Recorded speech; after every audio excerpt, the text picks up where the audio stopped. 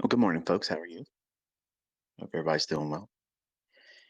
Twitter was acting up a little bit. I'm not sure what was going on, but if you could just give me a heads up, let me know. Tweet to me directly. Don't reply to the link to this Twitter space. I just want to make sure you guys can hear me. Audio okay? Can you see me? Can you hear me, rather?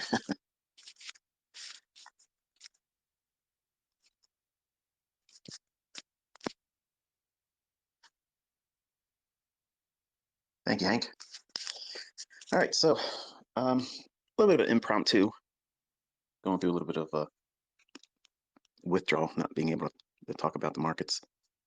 I fasted yesterday from social media, and I just wanted to sit down with you for a little bit before we open up at 9:30. So we'll talk for about 45 minutes or so, and then I'll close this one and turn my attention over to live price action. But the title of this one today is How to Avoid Failing in Trading. I have done this for a long time. I can tell you the most painful lessons are the ones that I resisted most. And you probably will do that too. As a developing student, as a break-even trader, a trader that maybe sometimes makes money and gets excited and then loses it. You're going to go through a lot of different pathways off the main well-beaten path that I'm laying in front of you. You're all going to try to do your own little thing. That's normal. But it's important for you to realize that that impulse, that tendency, if you will, to want to be the guy, the gal, the person that trailblazes and makes it a new path. It branches off into a different direction, goes here, goes there. If you don't have the experience doing it, that's a gamble. It might be very adventurous, it might be fun, it might be one of those adrenaline rushes. And like the lottery, you might be able to pull something off. It just might happen. But most of the time it won't.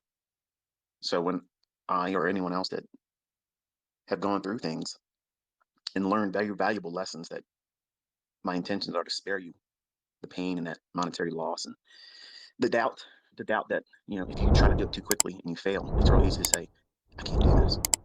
I won't be able to do this. I'm not going to be profitable.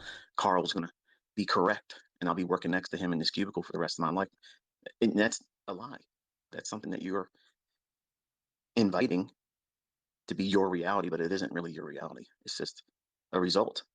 It's a result of you doing the incorrect things and trying to skip over the necessary lessons. And I'm going to talk a little bit about what I observed with my son when he was trying to do the Top Step combine, and talking to him, listening to his reasons for what he was trying to do and what he was wanting to overcome and what was the feelings afterwards. And I'm going to tell you what I counseled him to try to focus on and how to get over that, because now he has that scar tissue, that inability to have that fresh mindset where, yeah, you might lose money, but let's not focus on that. Let's focus on all the upside and stay motivated. That's very difficult. That's very, very difficult to do when you fail, when you lose, when you blow an account, when you fail a combine, or if you get funded. And then once you get the funded account, you lose the plot, you lose focus, and you're so much in a hurry to just get to a level where you can ask for a payout because you need to feel like you've done something. Well, you have done something. You've grown, and you have to be able to appreciate those mile markers. And that's the number one thing you do is you log, you journal every time you climb to a new plateau of understanding and growth in your understanding about yourself as a trader, because that's the factor. That's the thing you don't see coming. That's the thing that's going to hit you from the blind side. That's going to derail you. It's not me. It's not me holding back a lesson. It's not somebody else selling a course. It's not somebody else giving you a signal, because it's ultimately you that will undo you, and you don't see it coming. When you first start doing this, you don't appreciate the risk. You don't. Nobody. I didn't. I didn't. I did not. And nobody does. And the number one thing you have to understand to avoid failing in trading is that you have to have the mindset that this is for you. It's just like anything else. You're not gonna be 100%. And one of the lessons I taught, well, I taught on this many times, but when I'm not able to focus, if I'm having a period of time where I'm having a lot of different mood swings because of my bipolarism, it's hard for me to wrestle that. And sometimes because of real life, maybe a relationship issue that my wife and I are wrestling through because of a child, or maybe, like recently I lost one of my pets, and that is very hard for me. So I've been angry. I've been trying to replace that absence of not having her and wanting to do something else to make myself feel better. And going into the marketplace, you, I know that my mind isn't going to be clear, and I'm wanting to find a victim. I want to go out there and smash somebody upside the head and take something from them because I'm hurting. When you do these types of things, when you do these things in your trading or trying to pass combines, trying to push your funded account because maybe you're angry about missing an opportunity, or you're angry because you took a loss and you regret it because you knew in the back of your mind that conscience was telling you don't push the button. This isn't the best trade idea for you, and you're really not looking at your model. You're just looking at, oh, it might go up there or it might go down there. And many times, and send me a tweet with it, just simply a number one. If you've been there before, where you just felt like you had to do something, you got to get into a trade. It's not your model. You have no idea really what's going on, but you just think it's going to go up for about 5 to 10 handles, or maybe 10 to 15 pips. And that's really not your model, but you just want to get in there and do something. And if you win, well, it's just like having a scratch off in the lottery. Chances are you're not going to make any money, but what happens if it does? That'll really make my day good. That'll really brighten up my day. That would really lift my spirits because, you know, the universe opened up its graciousness to me and gave me something I didn't deserve. And it's going to make me feel good. It won't. It won't. Because as soon as you do that, you're going to feel like, wow, maybe I'm on a roll today. Let me go do it again. And then you'll lose. That happens. So that's gambling. These are things that people do. And this is exactly what I did when I was younger at 20 years old. I did these things impulsively because I was not happy where I was at in my life. I wanted to get back with my first wife. I wanted to have more money. I wanted to have a sense of accomplishment. And I didn't want to do the things that I saw the rest of my family doing, which is work the rest of their life for nothing. And even though they had homes and they had automobiles, swimming pools, and they won vacations, these individuals have always been, since then and still today, the most miserable people I've ever met in my life. So I didn't want to be like them. So the way you avoid failing in trading is not looking at temporary setbacks as definitive failure. That's the problem with why everyone wants to avoid a losing trade, because you classify that as a failure. Well, not really, ICT. You're really making an extreme out of that. No, in your mind, that's exactly how you see a losing trade, a failure. No, that was a tax on your participation in the marketplace. You can't escape it. The tax man will come for every one of us. And as long as you're profitable, taxes are a nuisance. I could go on a long, long rant about that topic, but you can't avoid it. And if you spend your entire early part of your career worrying about what happens if you take a loss or losses or go into drawdown, you want to know what that feels like. But in the beginning, you're trying to do everything you can to avoid that when that's the very thing that you need to have to test your mettle. You need to figure out who you are as a trader in that environment, because that is the battlefield. That's where it all happens, folks. The people that succeed and keep going and make more money and are consistently profitable over a long period of time. Not, let me just get a payout. Let me just get a payout. Let me get my certificate. Let me get up there on social media and say I took out $1,000, 10,000, 25,000, whatever it is. Like that's the pinnacle of your career, and that's the visibility you have right now. When you first start, I need to get my first payout. When your whole mindset should be, I need to get myself sorted so that way my entire life is pursuing excellence. I'm not gambling. I'm not trying to go out there and trying to replace a discomfort, a depression. Like I'm physically, I'm depressed right now, and I wrestle with that. So I know if I go into the marketplace and I do what I'm capable of doing many times, which is club price over the head like a caveman and drag it back to my cave. I may not be seeing something, trying to do something impulsively to get a rise out of all of you on social media, and that will temporarily soothe the depression I'm feeling because I lost a loved one. So you have to be very careful what you do and guard your mind, because if you go into these charts, they're like ink blots. If you go to see a psychiatrist, I've never been to one, so some of you might think, "What you need, ICT? You need a good shrink." No, I don't. They're not going to fix me, okay? But an ink blot is left to your own interpretation. There's no right answer, but a psychiatrist will take that information and they'll be able to determine how you think. Where does your mind gravitate to? And in these candlestick charts, they're going to present what you are wanting to see.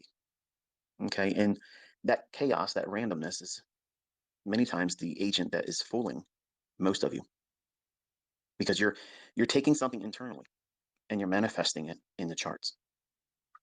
I'll paint a scenario for you. When I was 20, I would have all these Rocky themes in the back of my head, all these Rambo type scenarios where I'm a one man army against everybody else out there, and that didn't help. It didn't help at all, but it was inspirational in the beginning. It gave me the motivation to get in there and study, and eventually I found out what I was supposed to be doing. But there's no sugarcoating it. And if you have pain, if you have loss, if you're sick, if you're just not feeling dialed in, if you just can't find your way to be focused on the chart, you're inviting. You're absolutely inviting and setting a table for failure. You're inviting it. So you have to be aware that you are going to do this to yourself. No one else is going to do it. Your broker didn't do it. The lag on Trade of 8 ain't causing it. All these little things. I read social media. I listen to people in live streams talk about it. Their chat window, and they keep hammering it. That means they're ate up with it. And that means that if they're left to their own devices, that individual will go out there and do something in trading, push a button because they're angry and they want to be soothed. They want to be reminded that, hey, you're not average. You're not like Carl. He's in there trying to be a career man. You're going out there and you're trying to get money. You're trying to get the bag. You want to secure the bag. You want to be a profitable trader. You want to carve out an identity outside of the rat race that everyone else goes and pursues. But failure is a choice. It's a choice, folks. Nobody makes you go in there and take another trade when you had a losing trade. Nobody tells you, hey, you just took 3 losses. It's probably enough for today. You should stop. No, no, they're not going to be around to do that. You have to say, this is it. I have to stop. I can't do it. I can't take another hit today, so I have to stop. Even though I can trade, even though I can put another trade on, I have to stop. Because what I'm doing, I'm getting more emotional about the results. Whereas my lectures and when I'm teaching and talking to you, the psychological elements, the tug of war aspect of being right and wrong, and both of them are toxic. You can be in a lot of pain while in drawdown, but you can also be in a lot of pain while being in profit and in a profitable trade. Some of you don't even know what that feels like. But when you're there for the first time, you're going to know, oh, my target's right there. It's got to go 1.5 more handles. It's got to just go 2 more pips, cover the spread. Please, please, please, please. You start praying to the chart. You're no longer an atheist. You believe in the candlestick gods. They don't exist. But all that stuff that we do, we cheerlead ourselves. Come on, baby. Come on. Give it to daddy. Come on. I facetiously do that sometimes in my annotations just to tease. But as soon as you start looking at things like that,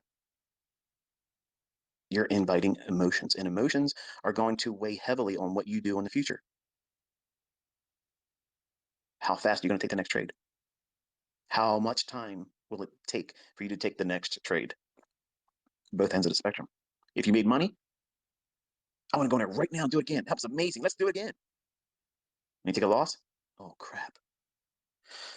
Well, I see this setup here. This is the one I should have took, but I'm not going to touch it right now. And it runs. Goes right to where you thought it was going to be. And now you're regretting it. You took a loss, real. Then you saw something. You were scared to take it, and it worked. So now you're going to impulsively jump on the next thing. And that will be the loss again. What's wrong? Is it your model? No, it's you, the operator. You have to have a way, and it's not easy, folks. I'm not saying it is, but you have to constantly remind yourself that you are the only control mechanism.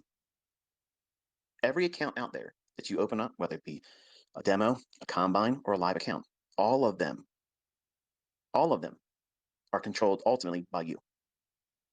No one forces you to put a trade on, and no one keeps you from taking a trade. Fear and greed are the drivers in this game.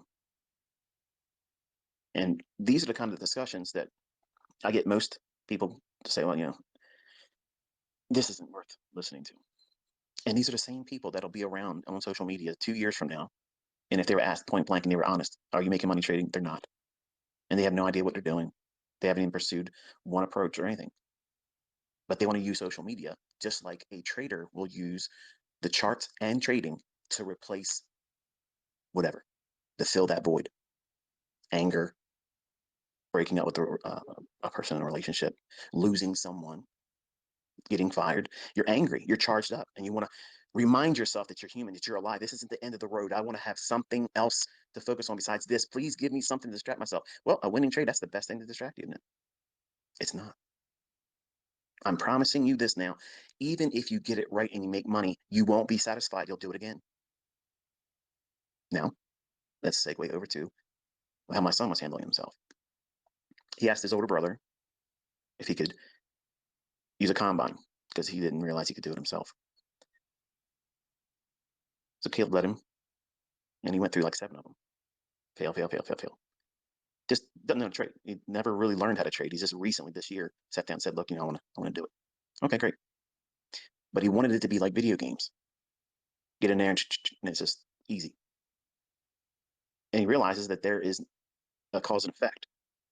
That even though you might be on these live Xbox, games where you're playing with other people and you hear them talking to you and they can talk smack to you or whatever, you're by yourself here. You're in your room all by yourself. There's no echo. There's no one heckling you. It's just you. And when you don't do things correctly, you see the instant feedback that you are not correct. As a young man, used to doing well in the things that he does, well, I'm going to do it harder next time. I'm going to go in there and do it more and do it more and do it more. And each time, fail, fail, fail. Now, mind you, he doesn't know how to trade. He has no idea what he's doing yet.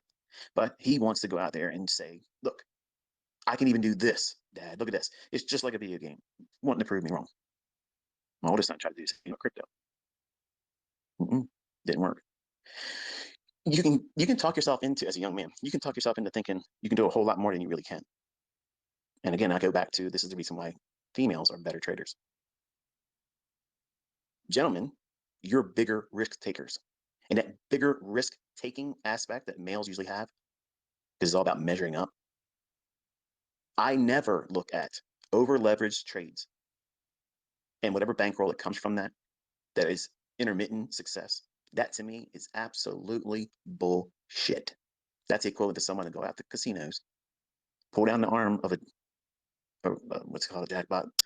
I can never remember the name of these damn things. Straight on to my tongue, but you know what I'm talking about.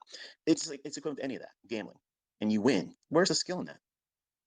Anybody that would have had an over leveraged trade in that circumstance, and they're correct. Oh, great. That doesn't mean that you're a good trader. Females, and my best student is a woman. This person and everyone like her, they're not out there trying, and you all want to know who she is, and she's not interested in talking to you.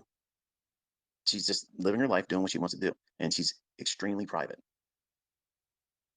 But she's never one time said, hey, Michael, check this out. Boom, look at that. Never. Not one time. I had to ask her. I had to. And I felt uncomfortable asking her, can you show me what you've been doing? And she was modest about it. Like, she was apprehensive. I really don't want to, because she thought that me seeing what her results were wasn't going to be enough in my eyes. And it would give her something to be concerned about. And when I saw her results, I was like, what the hell? That's amazing. That's really good, which was great. But she didn't take that and say, that's right, Tarzan. Look at me. They want that. I don't want it. And for the folks that are talking about it, yes, I am absolutely stopping in November. I don't need this. I don't like this.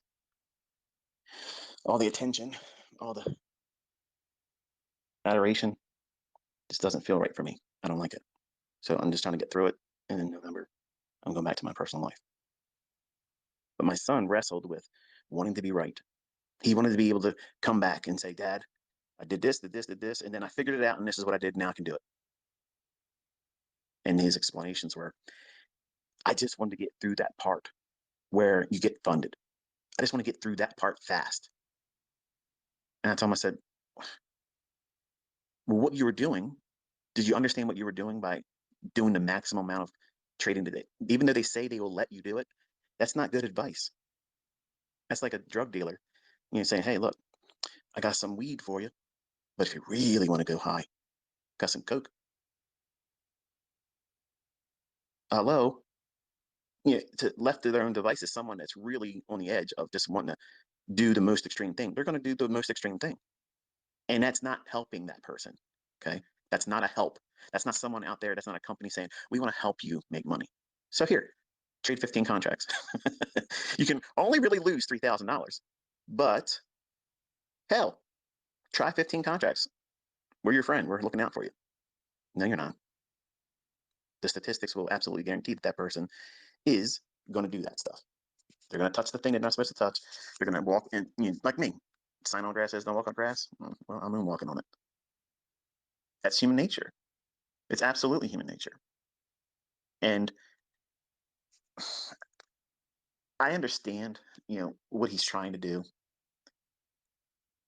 And it's like, I guess if I would have had my father or if I had my grandfather, alive at the time when I was, first learning how to do this stuff, he had passed away already. So I didn't have that.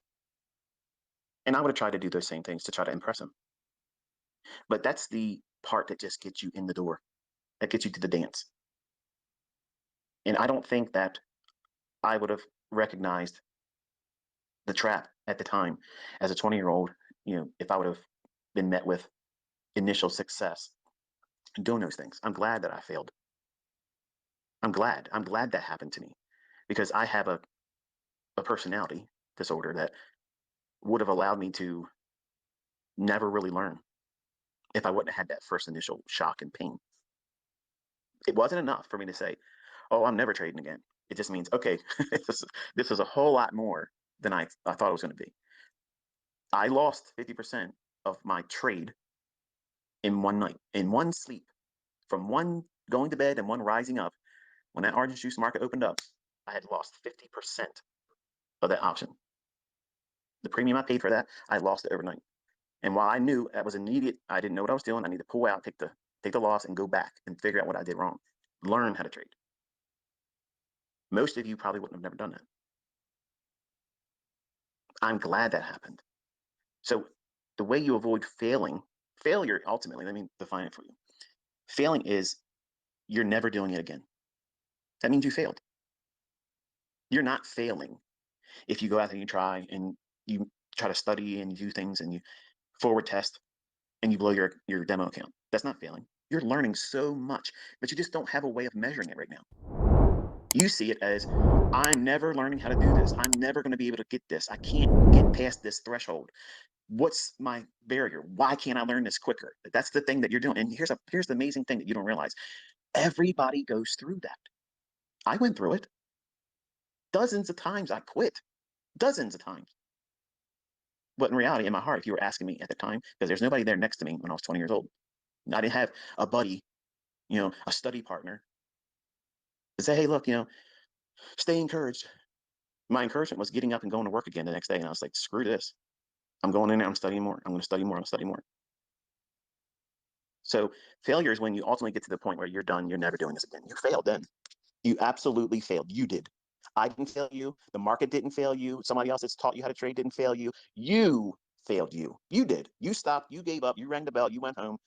It's over for you. So that's failure. That was never in the cards for me. Once this bug bit me in 1992, it was over. I'm become a mutant now. And I looked at these charts as a way of getting the hell out of the rat race. And I gave myself a 20-year program. 20 years. It's going to take me 20 years to get where I can no longer have to go to work. That's what I was subscribing to. You'll never hear somebody teach that today. They'll laugh them off of YouTube. They'll never have a following on social media. It would never happen. You got to have 50R or higher, baby, or nobody's going to your shit. Nobody's interested in you unless you're making all kinds of money, showing certificates and payouts and this, that, and the other thing. Or this person talked to you and this person interviewed you. All of that stuff is bullshit. All of it. And I'm proving it in November. I'm at the biggest I've ever been, and it don't fucking matter. I live this stuff. And when you get to be successful and you can do it too, you're going to remember this. Because the people that are still out there leeching on people, give me money, pay me, pay me, pay me, pay me, I'll teach you how to trade. They're fucking broke. Okay? They're broke. And you're going to pay more attention to the opinions of these types of people instead of just simply listening to a guy that's been here before and have taken everybody that you see now publicly. They're out there. They're showing you what they've done. The companies that have been paying them are interviewing them. You have all the proof now that there's no reason for you not to dig your heels in and study. It's not going to happen for you fast. I didn't tell you it was going to happen to you overnight. You have to submit to a full year. That's the minimum because you'll know if it's in you or not. And most people can't even do a year. So that's a person that's not equipped to learn. If you can't simply go through an observation of one full year, you want to be a surgeon? You think they let you go out there and 4-month program and start cutting on people? No way. You want to be a pilot? Oh yeah, go ahead and try to, see what you can do. Show us your best attempt here. Get in here, the $30 million jet. Come on, let's see what you got. It doesn't work like that. But this have it right now mentality, that's a millennial mindset. It's a flawed mindset. And some of you don't like it because I'll tell you, as an old head, I will tell you straight up, you have your head up your ass and you can't see things with the proper perspective. And it offends you and it pisses you off. I don't give a fuck because you need to be corrected, not just in this, but in every aspect of life because you think everything's owed to you. In this business, you're going to work real, real hard for a little bit in the beginning. But that little bit, you can multiply and magnify that exponentially. And you don't even realize that. You don't need much. You don't need much. But you see these people out there that have leased cars, and I don't have a problem with leased cars. But these people out here, they have leases and they rent things and they go on vacation and they pretend that they live there. They don't live there. They pretend they make all this money from the marketplaces. They don't. They get it from teaching. They get it from affiliate programs, all that stuff. And I'm not kicking shit on them for doing it. Everybody needs to make their money. But my point is you're looking at that type of person thinking, I want to be like that. I don't want you to be like that. I want you to be able to go into the marketplace, make your ends meet. And if you want to turn it into whatever you want to do beyond that, go for it. It's about making sure you don't need a paycheck. Not get rich. Look, you can take what I've taught and turn it into whatever amount you want to turn it into. The sky is not the limit. But you cannot, absolutely cannot try to convince yourself that success is only that. That's not true. Because I guarantee you, if you were getting half of your bills each month paid out of your trading, you wouldn't call that a failure. You'd be thinking, I'm successful. Look at this. I'm getting half my ends met, and I don't have to spend the other half of my income on it. Now I've unleashed half of my monthly income. My surplus income has now gone up. That's a success. But it's amazing to hear some of you that reach out to me and say, look, I'm only doing $3,000 a month and I just feel like I should be able to do more. Dude, you just started 6 months ago. You don't need a paycheck.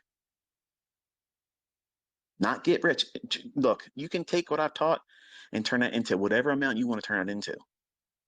The sky is not the limit. But you cannot, absolutely cannot try to convince yourself that success is only that. That's not true. Because I guarantee you, if you were getting half of your bills each month paid out of your trading, you wouldn't call that a failure. You'd be thinking, I'm successful. Look at this. I'm getting half my ends met, and I don't have to spend the other half of my income on it. Now I've unleashed half of my monthly income. My surplus income has now gone up. That's a success. But it's amazing to hear some of you that reach out to me and say, look, I'm only doing $3,000 a month and I just feel like I should be able to do more. Dude, you just started 6 months ago. You just started 6 months ago. I know people that don't even make $3,000 a month gross. You're netting it. And you're complaining about that.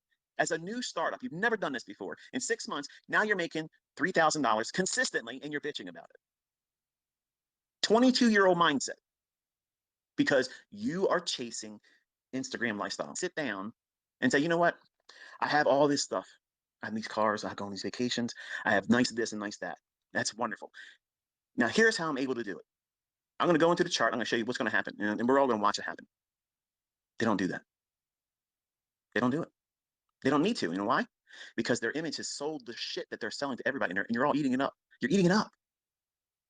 And I've been out here teaching through the medium of a demo account, and I have made millionaires, plural. What's the difference? I have that stuff, but I know that doesn't make you a better trader.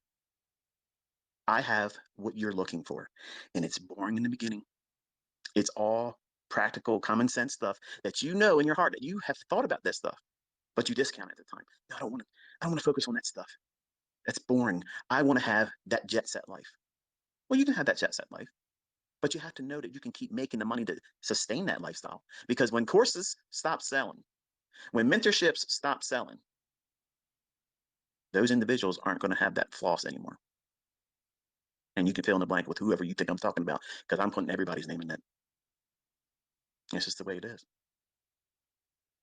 I get it. Image sells. I know that. But that shouldn't be the reason for you to go out there and try to do something. You should be thinking, I want to be sustained by my trading. I don't want to be a flash in the pan. I don't want to have a one-hit wonder. I want to go into this with the mindset that I'm going to succeed long term. And everything, every decision I make about what I'm trying to study, why I'm studying it, what's the purpose of what it is I'm looking for. And whenever you get to the point where you've learned something from me that you can now be consistent with, unless it's the things like we're talking about right now, stop. Don't dilute it. Get really, really good at what you've been warmed up to. It might be the silver bullet. It might be just, hey, I got some old students that simply like, man, this is really cool what you're bringing out, but I'm still making money on optimal trade entry and I just don't want to change. You know what? That's wisdom. That is wisdom. That's a smart person. That's someone that is educated. And here's the thing. Here's the rub. Here's the thing that you don't understand that they do. They know themselves. They know enough to know that ICT's got all kinds of freaking crack. I got something to get you all high. But they found their vice, their method, their model, their thing that makes them click. And they don't have to reinvent anything anymore. They don't have to step out there and feel what it feels like to be. I don't really understand how this works yet. They found themselves. And they know that if they tried messing with the extra stuff I'm teaching now, not that it's not worth it, not that it doesn't work, it's amazing. They know themselves well enough. They're mature enough as an individual that they know that they would wreck themselves and mess up the progress and disrupt their continuity that they have found by having one approach, which is what I've been preaching all along. Some of you that just warm up to me in the last couple of months, maybe it's the first time you listened to me on maybe the last few videos. Man, this guy's got all kinds of shit. What are you supposed to do with all this stuff? You're trying to bring everything into one market in any one given time. I don't do that. I have models. When the model is in price action, I'll see it. But I have taught you now 3 very specific, highly visual models that I think that are pretty easy to see. One will gravitate, well, you'll gravitate more or less to one of them more than another. And it doesn't mean you're not a good SMC, ICT student or a trader if you don't really resonate with the other things I'm teaching. Just because somebody else that's a student of mine is kicking the shit out of some kind of funded account company out there and getting all kinds of withdrawals and payments and all kinds of shit from them, doesn't mean that that's the model for you. And that's very important that you hear that from me. They found their model. Your model is yours. And if you start making money with it, never get in the position where you're trying to talk people into doing what you're doing, because that shit don't work. I promise you it doesn't work. You'll have more people complaining that it doesn't work than the ones that'll step forward and say, I'm making money with what you're doing. Because when people start making money, they don't give a shit about anybody else's opinion. If you're really making money, if you're able to do these things, you're not going to go on my Twitter feed and talk shit. You got shit to do. You're making money. You're living your life. You're not hanging out trying to talk shit to me. That's just not going to happen. And that's what you want to focus on. These are all things, these are all decisions, these are all characteristics of people that will eventually fail. But the ones that do not fail, they're guarding their mind. They're looking for that one approach, that one model that suits them perfectly. Now, that doesn't mean no losses. It just means that, okay, when this doesn't work and I have a losing transaction, whether it be a demo or it's a live account, it doesn't change your opinion about the model being effective. And as a new student or a new trader, that's an uncomfortable statement because it's hard for you to reason with that and think, hey, I just lost money. Why should I feel good about that? Because you didn't lose more than you did. And you also know that you're not going to go in there recklessly and just try to get it back because that silver bullet, that model 2022, that optimal trade entry isn't in the chart anymore right now. You have to wait for the next setup. Guess what that does? That instills patience. What are you being patient for? I'm waiting for my model. I'm waiting for the time of the day when my model will be in out of here. We literally can set our watches to the setups I'm teaching you. We know when they're going to form. We know. It doesn't mean that every setup is 100%. And when it does not pan out, you stop, reassess. Is there still time? I'm still in the time window. Is there a new, same type of model, same setup? Is there a new one forming? If it did, less risk, half of what you just took leverage on, half the risk, and try it again. If you lose there, you stop for the day. Don't even come back for the afternoon. And then the next day, you reset and start all over again. Now, 99% of Twitter, Instagram traders, they don't think like that. They don't have any capacity for it.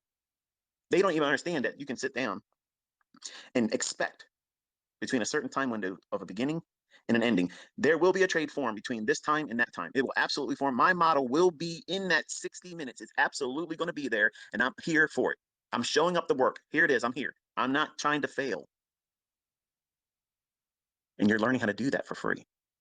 And you're seeing your brothers and sisters in this community making bank, real money, not demo dollars. And they all learned from me, the demo baller. They learned and saw the examples I showed through the medium of a demo. Because if I teach you through a demo, number one, I'm protected. I'm not a licensed financial advisor. And the people that did the math on this and figured out, well, if this stuff works in a demo and I can get good at it consistently with a demo, there might be a day where I wake up saying, let me try it with real money. And you did that on your own. And all the success is yours.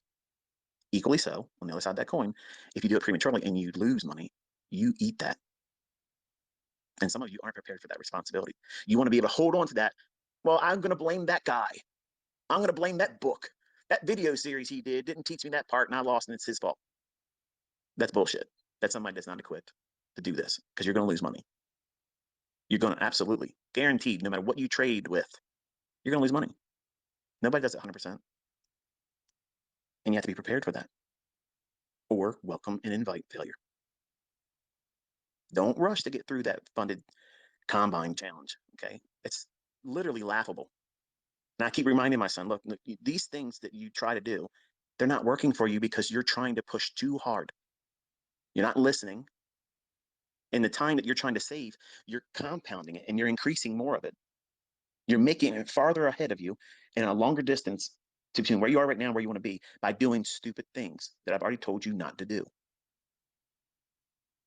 But lessons like that sometimes, they have to really hurt.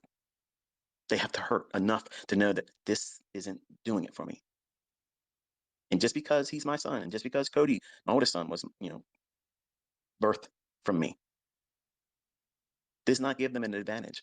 We're all humans, and we're all going to do things impulsively. And you have to make sure that you're not doing things. And the market just opened up. I'm looking at it now. If you're looking at it live, E-mini S&P and E-mini NASDAQ, I have my chart up in front of me. The little inversion fair value gap that I had noted. Give me a second, make sure I give you the time. On a 5-minute chart on NQ, it is the 2:15 p.m. yesterday, July 20th, 2 p.m. I'm sorry, 2:15 p.m. on a 5-minute chart. I'm watching to see if that offers any kind of support. We already cleared that buy side, by the way. So that was kind of neat. I'm going to see how we trade now that we're open. I don't have a bias yet, so but I'll talk a couple more minutes. Always longer than he says. But so in summary, the way you avoid failing is you filter what goes into your mind. If you are constantly feeding yourself Instagram garbage, image things, you're never going to be satisfied with your progress when your progress is more than ample.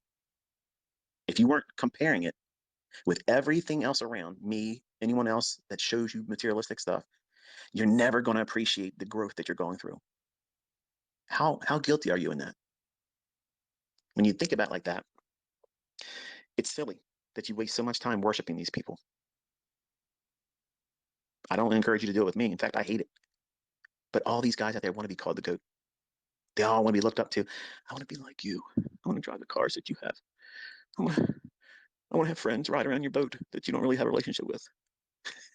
Sorry, Pat, I had to throw that in there. The point is this. You can get caught up in all that kind of stuff. Okay, you can get all caught up in image things, and none of that's going to increase your bottom line. But you know what it will do? It'll prevent your bottom line from growing. And I'll say it again. All that image stuff, all that social media pomp and clout, that measuring up stuff, absolutely does nothing for taxable income, doesn't do anything but make it hard to obtain because you're chasing image, you're pursuing image.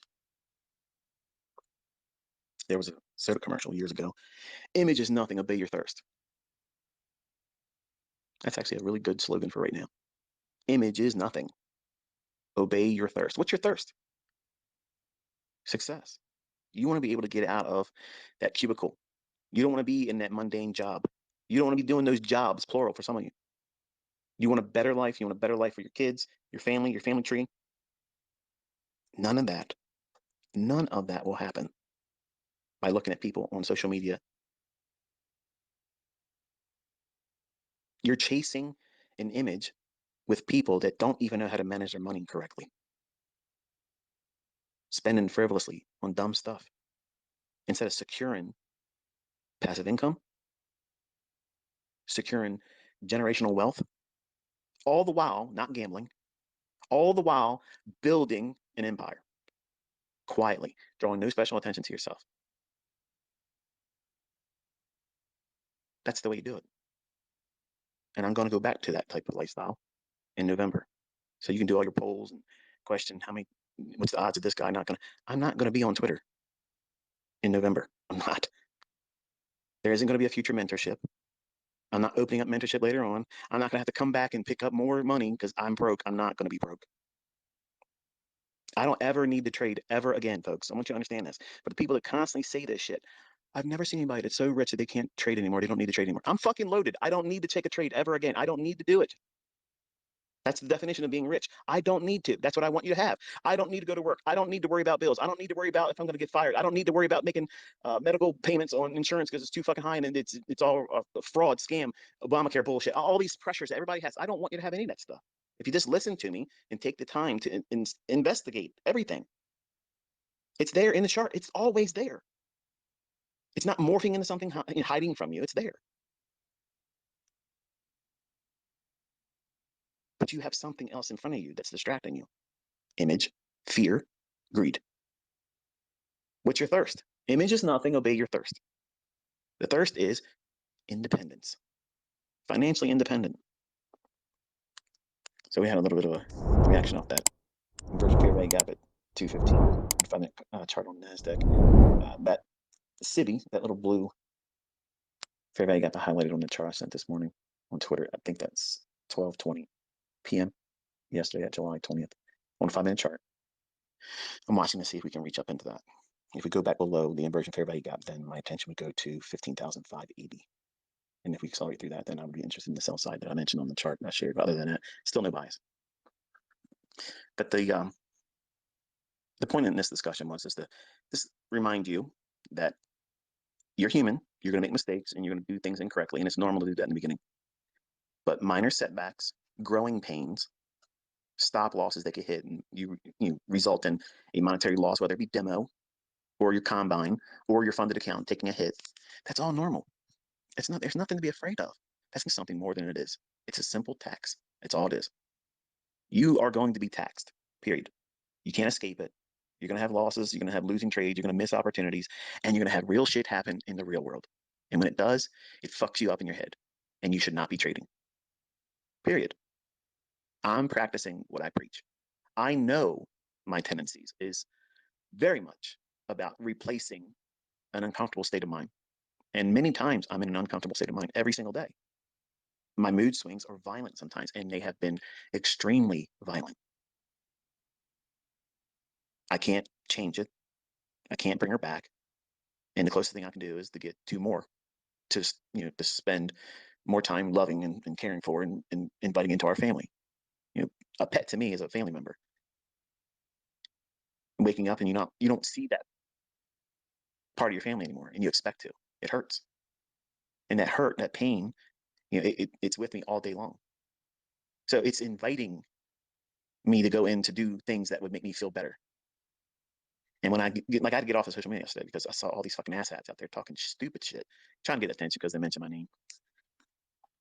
That is the invitation for me to do things that I know won't give me the result I'm looking for. As much as, and if I was in a better state of mind, I'd be out there, toying with them.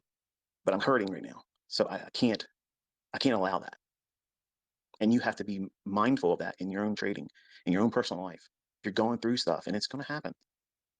You're going to lose someone. You're going to, maybe not have someone, and you are lonely. You want to get with someone. You want to start a relationship, and you're not having any success with it.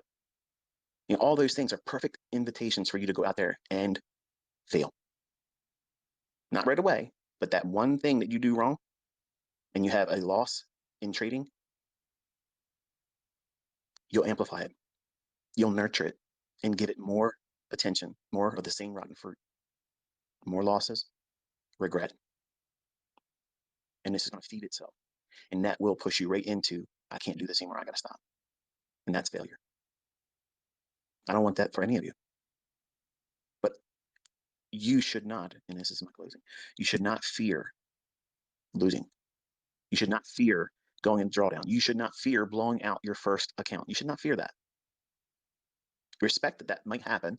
And that is going to be the instigation for you to follow rules, developing discipline, keeping your mind in the game about what it is you're doing, not just going out there and just rolling dice to see what happens.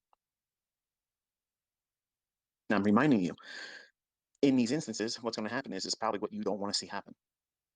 And the perfect illustration of that is you don't want to see it happen, and you won't accept that it's happened, even though if you're in that trade that you impulsively entered, at some point, many times, you'll have that little warning sign go off. It isn't going to work out for you.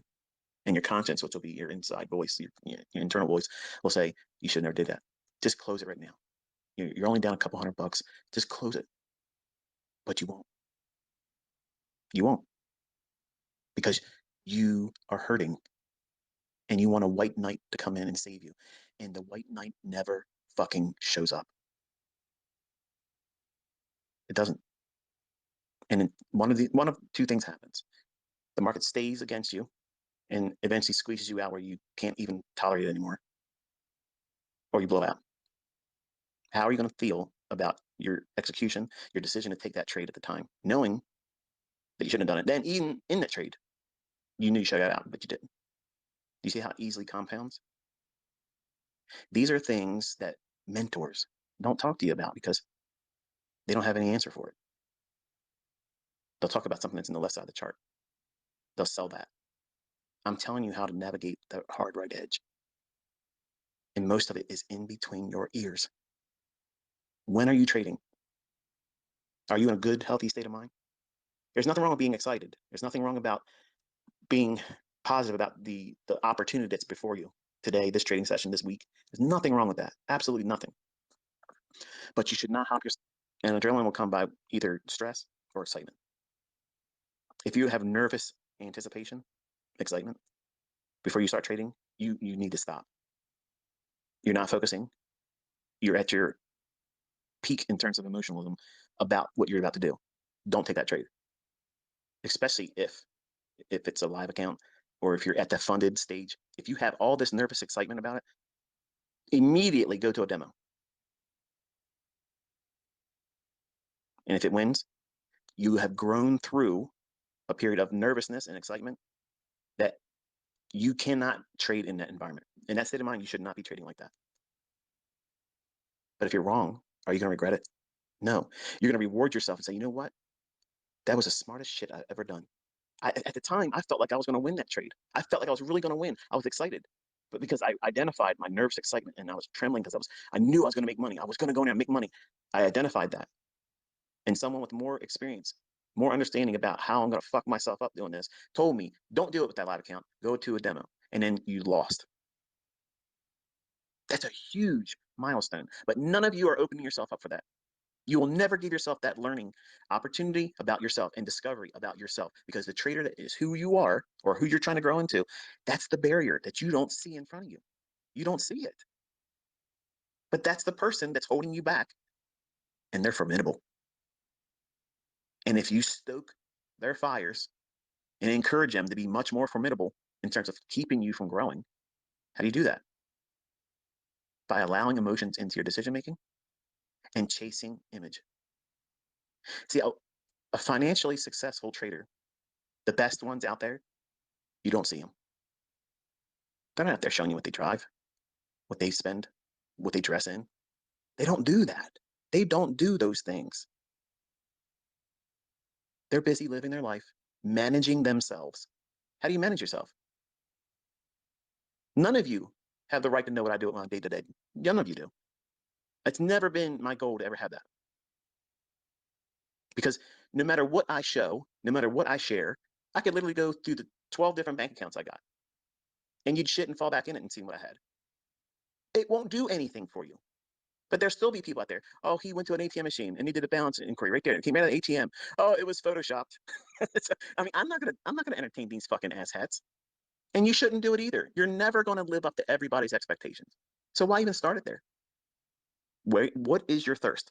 What is the thing that keeps you going? Why do you want to keep doing this? You want to do something specific, whatever that is, that needs to be right in front of you every single day. I am learning how to do this so that way I can pay for my college tuition. I can go to this specific Ivy League college and pursue my educational desires. I can quit my job and replace this annual salary of that job with my trading. Notice there's no deadline. That's the other thing that invites failure. You're trying to time your success. You can't. Nobody can time your success. You have no idea that one moment, that one epiphany, where the veil lifts and you finally figure out who the fuck you are, and all the things that you've been holding on to that you think are security blankets and things that are protecting you. When you finally put that stuff down, you realize that's the things that's been holding you back. Those scary thoughts. What if it does? What if it doesn't? What if you were wrong about your fear? What if you have been wasting all this fucking time worrying about things that never are going to be a factor for you, and you've held yourself back? What happens? What happens if you stopped worrying about that stuff and you just focused on the things that you're supposed to be focusing on? One step at a time, one day at a time, and let that day's learning be enough. And it will compound. And you'll know more than you did yesterday, last week. Do that for a few months. You have no idea how much you know. Think about it before you sat down with the content I shared. You never seen these things before, never heard about it before. And what you felt that day compared to today. I'm not saying are you making, withdrawals and live account trade. That's not my point in asking you this. But your understanding about the marketplace, and more specific, here's where you're supposed to be focusing right now, primarily in the beginning. How are you internalizing it all? Are you feeling less rush to get out there and gamble to find money? Or are you now starting to realize that, if I treat this like a business and I don't gamble and I know what I'm looking for and the opportunities are right there before me and I'm equipped and I have the resources to take advantage of that, man, I can turn this into a profitable business endeavor. There's a shift, there's a paradigm shift that will take place for the people that really are trying to go after it. You're going to fail. I'm promising you that. You will never get it. That will never happen for you. You have to go out there and back test. You have to study it. You can't take my word for it. You got to go in there and see if it really is there. Because once you get to that point, you back test and you see it, nothing, no ass hat down in Texas, nobody up in New York, nobody in Canada, nobody in fucking Dubai is going to tell you what you're learning ain't the real market. They'll never, ever, ever be able to convince you otherwise. And once you have that mindset, there's nothing holding you back then, because nobody can talk you out of it. You've convinced yourself, and you've been the person that's really talking yourself out of it. Well, I might not be good at it. That's a lot of fucking videos on ICT. You got 500 videos. Where do I start? Go backwards from there. And you'll hear me talk about go to Model 2022 mentorship. Start there. It gives you something to hit the ground running. Look at the silver bullet trade. And look at the commentary. Whenever I'm sharing commentary, that's where your focus should be. Because if I'm full of shit, you'll see it, and it ain't there. I talk about what the market's going to do. I show you exactly where it's going to go, and it delivers. If it doesn't work, you would see evidence that it doesn't work. If people can't make money with it, you wouldn't be seeing everybody coming out of the woodwork right now, everywhere. I think just about every funded account company out there has my students in it making withdrawals. How many testimonies do you need to inspire you to stick with it? How many times do you have to see me call the market before it happens and it delivers perfectly before you feel like, yes, this is probably worth investing some more time and energy in, and let me filter all the bullshit. Let me prune my personal life and cut out all the extra weekend garbage that I'm wasting my time and money on. And you might actually get yourself in a position where you are a better person than you are right now. And you probably can't identify it. Maybe you think that you are everything in a bag of chips right now, but you're really toxic and you're ugly because you don't live a lifestyle that shows that. You're bitter. You snap at everybody publicly. Your friends probably can barely even tolerate you. If you have those tendencies, you have to overcome them because in trading, it magnifies that stuff. And the people that point at everybody else as the reason why they failed, they're living testimonies of what I'm talking about right now. They are going to spend the rest of their life doing that because they're miserable. This industry is a huge mirror. And you look at that mirror and you try to see what you want to see and you ignore what it's trying to show you about yourself. And the smartest investors and traders are the ones that can identify the flaws and work on overcoming them. And then when you finally get to the point, I have a young lady that's in my mentorship that she had a partner and he left her. They were going to get married and they were planning a life together. And he got good at trading and started making a lot of money and said, you know what, you know, I'm attractive now. Girls like what I'm able to do. And he took that and ran with it in a negative direction. He had somebody that was monogamous. You know, I'm married. I can say this. The lady's beautiful, but because this young man has now a new skill in his mind, before he found that success, she was, I'm sure, beautiful, happy to be with her. But then when you start making that kind of money and it changes you, fundamentally, it changes you. You start thinking that you're better than you really are materialistically. And that's how the enemy gets you. Pride of life, lust of the eye. Those things will creep in. And it did for me when I was 20. And you think that every girl gets to sleep with you now. I'm so good. I got to get everybody opportunity to sleep with me. And that's what this young man did. What happens if you are not in a relationship right now and you want to be in a relationship, but you're also struggling because it's a one income household for you and things are expensive? I can appreciate how everything's expensive. I got lots of money, but it still shocks me to see how much it costs. I don't think about it until I think about it in relationship to most of you, because I know you're all trying to do what you can to improve where you are financially.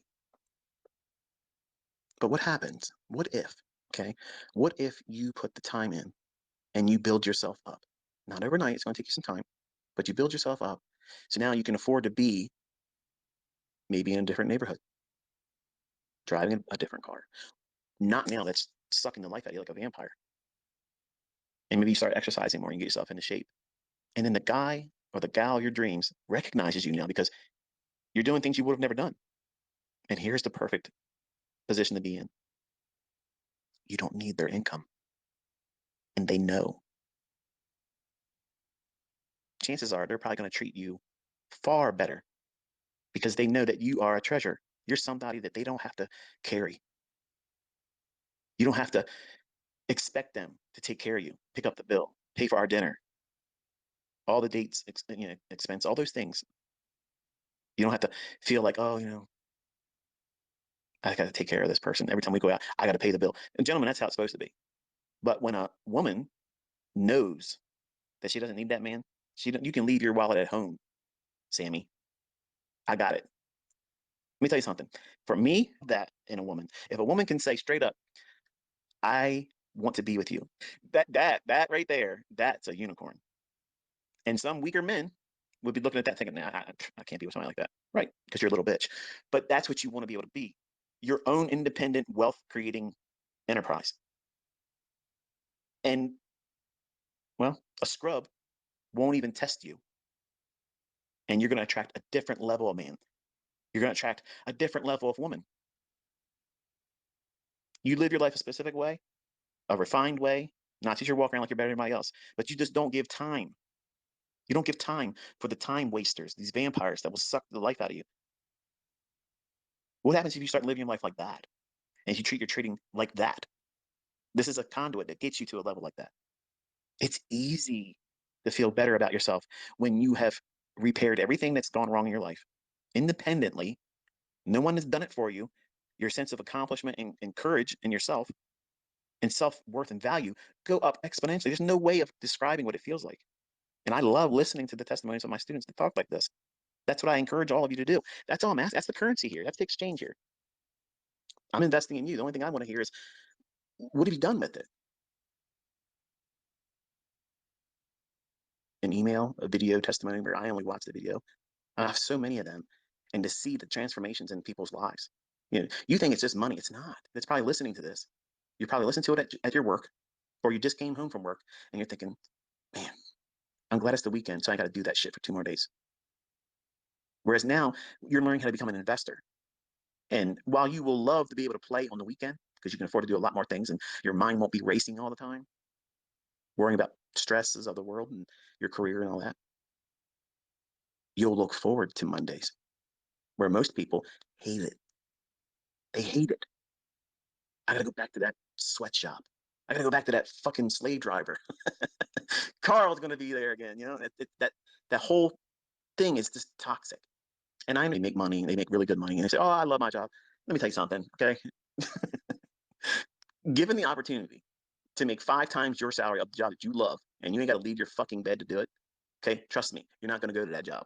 You're not going to go to the job, so save it. I understand that sense of, well, let's be honest, I don't give a fuck. I ain't got time to waste on that. I think it's bullshit. You're just trying to convince yourself that that's the way you go through life right now. No matter how much money you make, how successful you are, everybody given the opportunity to do better than they're doing at your job and not have to be there to do it, they're going to jump on that immediately. If they know that the same skill set that put them in that career, if they just did the things correctly here in this, your upside is unlimited.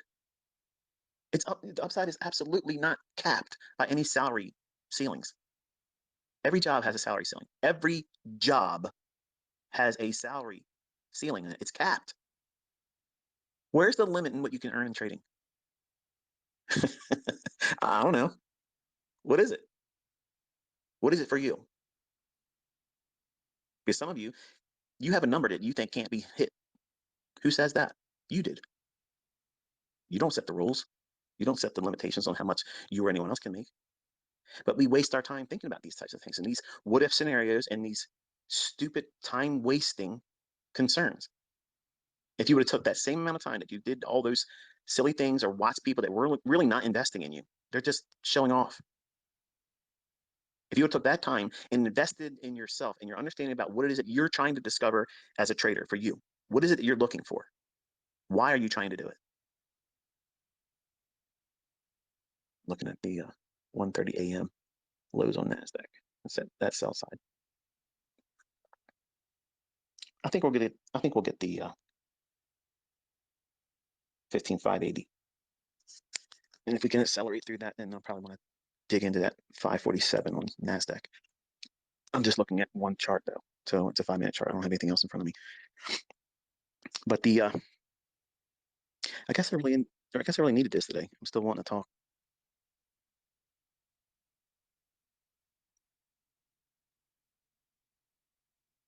I'm looking at that inversion fair value gap at 1215 or 215 rather from yesterday. It was the one I highlighted on the chart. I tweeted this morning. So think about what we see here. I had no bias, so don't take what I'm saying as beating my chest because I didn't have any real affinity for one side or the other. But we went up, cleared the buy side, and then went back below the inversion fair value gap, and the inversion fair value gap offered resistance. Now we're in the striking zone of the sell side right below the 1:30 a.m. lows on NASDAQ. There's a small little fair value gap on the 5-minute at 9:30 last night. So watch that. have that one drawn out on your 5-minute chart. I'm gonna do that myself right here.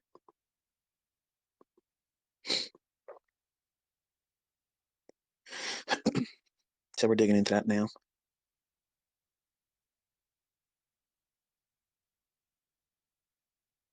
But we ran out to the buy side, and I'm interested to see if it wants to take it all the way to the opposite end to get the sell side at 547.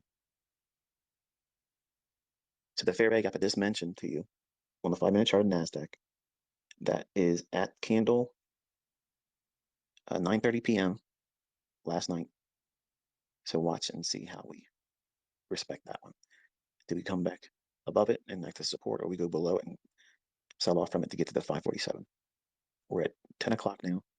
Let me drop down to a 1-minute chart. There's a small little fair value gap up at the on a 1-minute chart on NASDAQ at 10:01.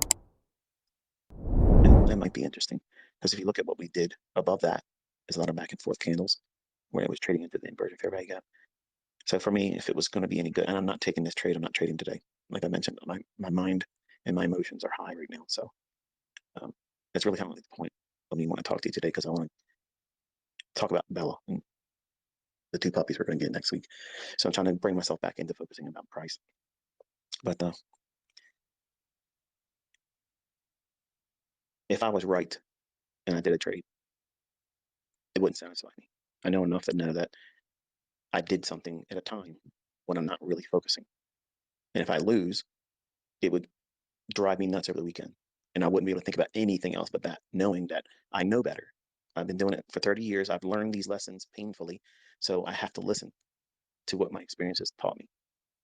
That scar tissue, while it doesn't promote a lot of flexibility and growing, I don't need to grow anymore. I know where my weaknesses are. I know what works. I know the market. What separates me from everyone else is I know when to put the brakes on for me. And most of the people out there that's pretending to be a mentor or a successful trader, they probably haven't discovered that skill set in themselves, because number one, they're too new. They haven't been doing it long enough, or they're fake, which really cancels the whole discussion out anyway. But we're in that fair value gap I mentioned. 1 minute chart on NASDAQ. That fair value gap is small, but it's on the 1001. So if I wanted to see bearishness, I would like to see it, start to drop from here and be much more energetic going back below that fair value gap that I mentioned on the 5-minute chart at 9:30 last night. Something of a little bit more of an imbalance still on the 5-minute chart. It hasn't really completely come up to the low of the candle on 5-minute at 9:55 a.m. Just below right now. Right now we just did that. So in my mind, if it wants to go lower, it will want to start showing a willingness to do that now. Otherwise, any retracement back up into that 215 5-minute fair value gap from from Thursday yesterday. I know some of you hear me talk like this when there's not a chart in front of me. And you're like, why don't you just do this? Why don't you do that? Why don't you just accept the fact that I'm sharing? Okay, I'm wrestling with something, and this is all I'm going to do for right now. But as long as you have a desire to keep wanting to do what it takes for you to learn more, and I'm not saying this has to be me. Like if you get to the point where you arrive at the idea that I'm not the guy to learn from, I'm okay with that. I promise I'll live. It's not going to hurt my feelings. Okay, there's people out there that make money trading, and I'm sure if you really make an attempt to try to learn how to do it, but you focus primarily on you, because you're going to be the success or failure ultimately that decides the outcome. And so many people come into this industry and they love to hold on to that little card, the excuse why they couldn't do it. It's the person I learned from. It's the this, it's the that. When in fact, as long as you know how to manage risk properly, don't risk too much per trade. If you learn that skill set, let me put it in proper perspective. Okay, if you go through the pathway that I think is the optimal way of learning, which is number one, if you're going to be trying to trade, you have to discount all the bullshit where people say you can't time the market, because we can, other traders do, and you have to predict price. You're not reacting to price, you're predicting it. So anything apart from those central tenets is bullshit. As long as you don't waste any time outside of those pillars of thought about trading. If you're an opponent to anything I just said there, you're fucking doomed. Okay, you're not gonna be good at this, and you're gonna be a one hit wonder, and you're never gonna have long term consistency. I guarantee you that will be the outcome. But assuming that you can align your mentality with that, the first goal is for you to identify where the market's going to draw to. If you can determine where the market is most likely, not all the time, most likely where it's going to reach for, that's the largest portion of the battle. Like that's the thing. That's the thing that makes this so impossible for the new students or a new trader, because you're looking at whatever time frame you're looking at, and you're trying to find a pattern or an indicator indicating something instead of understanding where price is trying to travel to. It's trying to go up or it's trying to go down. And if you can get that correct more times than not, what have you done? You have arrived at a bias. And here's the thing that you need to understand. There may be times where that bias is not obvious. What do you do in those circumstances? Nothing. You wait. You simply wait. What are you waiting for? For the period of time when it is obvious to you what it's trying to reach for. And as soon as you identify it and you know what it's likely to draw for, higher or lower, a specific level, not a zone, then you determine where you're at right now. Is it time that we expect volatility to increase? Are we in a specific time of day that is conducive for a sustained price run? Or are we in Asia where it's likely to sit around and do nothing? But ICT, I got 6 examples right here where Asia, I know that, but predominantly, you know that between 9:30 and 11 o'clock, there's a strong tendency for the market to want to do what? Move. And then have a retracement during the lunch hour. And that retracement may set up another leg higher or lower, whatever the morning session did, or a reverse. Those are all amplified topics that you want to tackle later on. But in the beginning, you just want to know where the market's likely to go to. If you do that, you're on your first steps to avoiding failure. Because everybody that doesn't know where the market's likely to go, they're failing. They're missing the point. The plot escapes them. They have no idea. So if you start there, and I have lessons, all my lessons teach that. There's a video that says draw on liquidity, because all of my discussions, every example, every lecture is always talking about that. It's always giving you a little bit more insight about each and every aspect that is required for you to get good at that. And here's the missing recipe ingredient to that: time. Time doing it. Experience is going to be your best mentor. That's why I tell everybody sit down with me for at least a year. And you'll know if you have it in you. But you're going to learn a whole lot of things that I can't sit down and say, you're going to learn this, you're going to learn that. You'll know what resonated with you. But if you understand that skill set and you get good at where the market's likely to go to, the next thing you need to understand is risk management. But ICT, I need an entry. No, you don't. Because you literally can buy or sell any fucking wares appropriate. Don't think so? Test me out in August. August is the shittiest month of the summer. It's big money goes away. There are moves in August. I'm not saying it can be any volatility, but generally, symmetry, um, precision elements, it's a little bit muddy in August. I'll show examples of it being there, but you collectively as a community should think, okay, August, if you're going to do any kind of vacations, it should be the month of August, and feel confident that being away from the month of August isn't going to hurt you. Now, if you have that skill set of knowing, or if you're going to borrow mine when I point to certain things where I think the market likely to go to,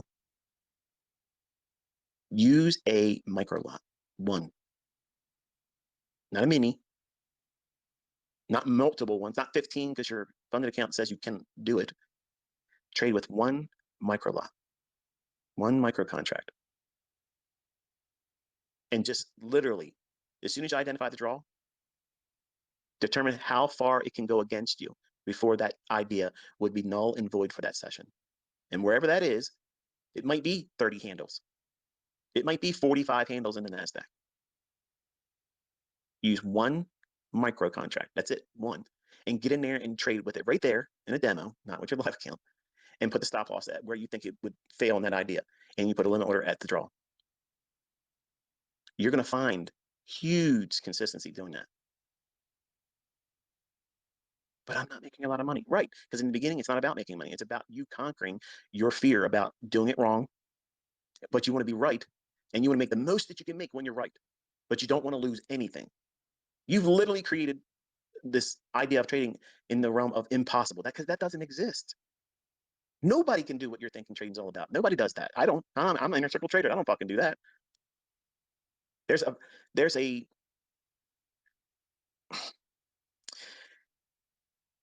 there's an imaginary oasis that exists in the minds of traders when they first start doing this. They think that there is some way out there that they can always go in and get the biggest winning portion of the trade and always have the smallest, tiniest little bit of a risk and be 98% profitable. No, no. You want someone to tell you? I will. No, don't do that. Don't think that. Don't believe that. When you're first starting, where your focus is, what you should be believing is the most important thing is understanding where's the draw on liquidity and work with that. Accept the facts that when you get it wrong, okay, what didn't you see in the chart? Go into your charts and really break it down. What was there that you didn't notice? And encourage yourself to say, you know what? This was a good opportunity for me to learn this about that. Not get mad and cuss at yourself or say, I'm never going to get this, because that's failing. You're on the pathway to failure doing that. Nobody gets to the winner circle being toxic and judgmental about themselves and not see the silver lining in what it is that they're trying to learn. You have to cheerlead yourself. You have to be your biggest cheerleader. And it happens with a journal. A journal never encapsulates. It never gives room for that. Now, you can observe what you did incorrect, but you have to turn that around and say, I did this incorrect during this trade and I didn't see this. I'm thankful that I have the opportunity to see what I didn't see then. Now I can use this as advantageous intel going forward. Do you see what I just did there? It's positive reinforcement about a shortcoming that you as a human being didn't have the capability and capacity to understand at the time. But you're not beating yourself. You have to cheerlead yourself. You have to coddle yourself, encourage yourself. All these things, these are positive self-talk. It's important because if you have anxiety or if you develop anxiety, and some of you will, if you start trading with real money, you will feel your first panic attack. It's given. It's going to happen. You will feel it, and it will be scary. And that in itself is a learning experience. And I've had discussions about how to manage that too. But you can't avoid it. But when you know where the draw is and you get better at it and you work through those growing pains of not knowing how to do it right in the beginning, but learning to get better at it, and then you also learn how to manage risk. If you get good at manage risk and also know where the draw on liquidity is, guess what you have become? Think about it. What have you become? The highest probable outcome is you'll be a break-even trader. And that's a goal. When you first start, you want to get to that point because most people can't even maintain break-even. What does that mean, ICT? Like, what are you trying to get at here? In the beginning, everybody wants to go out there and start making money right away, but that doesn't work like that. Even with me training you, that's not going to happen. You're going to have periods of where you do well, and then one or two things happen, and you go into a tailspin, and either your skill set or your lack of control just goes into drawdown, and whatever you made, you give back, and you go right back to break even. You might dip below the initial equity starting balance of your demo, funded account, live account, whatever it is, but you just hang around that break even starting point. You make a little bit of money, and then you lose it, and then you lose a little bit going drawdown. You're not wrecking yourself. That's water. You're in the game still. You're learning that, oh yeah, I've had losing trades, but it didn't kill me. Yeah, I've had losing trades, but I was able to sleep at night still because I can still trade tomorrow. I have an account that I can still trade tomorrow. I can trade next week because I didn't blow the account. I didn't tear it up so bad that I don't have equity to trade now. You have to have that mindset of that, what you're doing, why you're doing it. But if you understand the draw on liquidity, where it's likely to go to next, and you do not impulsively take on large risk just for the sake that, well, my broker lets me. Really? The government lets us purchase cigarettes too, even though there's so many toxins in it. It's guaranteed that you're going to get lung cancer. Give it enough time. It's not a matter of will it. It will give you lung cancer. Just because it's made available to you doesn't mean it's something that's good for you. The car goes faster than the speed limits. All of them do. Just because the car will go 100 mile an hour, is it appropriate for you to drive 25 mile an hour zone, 100 mile an hour in front of a school? No. But your car says you could. Why can't I? Discretion, concern, sanity. And you have to have that in trading. You can't lose sight of recklessness and the invitation that you are going to be given many times in this market. So now how do you get the break even? I just tell you. Trade it with the smallest singular unit of trading, even in demo. And you do this every day, and you condition yourself every day. And you learn more. Each example, each time you journal, you're going to learn more about yourself. That's the thing that you want to discover. That's the most important thing. It's not about the tricks I'm teaching in price action. It's about you, because you're not going to spend the time learning properly until you correct those very deviant behaviors that you don't recognize right now. That's going to prevent you from being successful. You don't see where that curveball is coming right now. Nobody does. But at the end of the first growth learning curve, when you finally get to your profitable model and you know what you're doing, when you look back at that point where you know you have something that is consistently profitable and you know what you're looking for in the charts to find that, when you look back at that point, you will see what you have done to yourself that made it more difficult and longer than it needed to be. And you will have to take ownership of that. And I talk to you with this idea in mind because it's always us. It's always us. And nobody wants to be honest and tell you that shit, especially if they're selling mentorship courses, because it sounds like you're beating up your patrons, you're beating up your customers, and you want to make them be all hopped up and encouraged. Yeah, I have discussions with that too. But I look at you because I'm talking to my kids. I'm talking to you with the father role in mind. I want to see you do well. And I've fucked up a lot.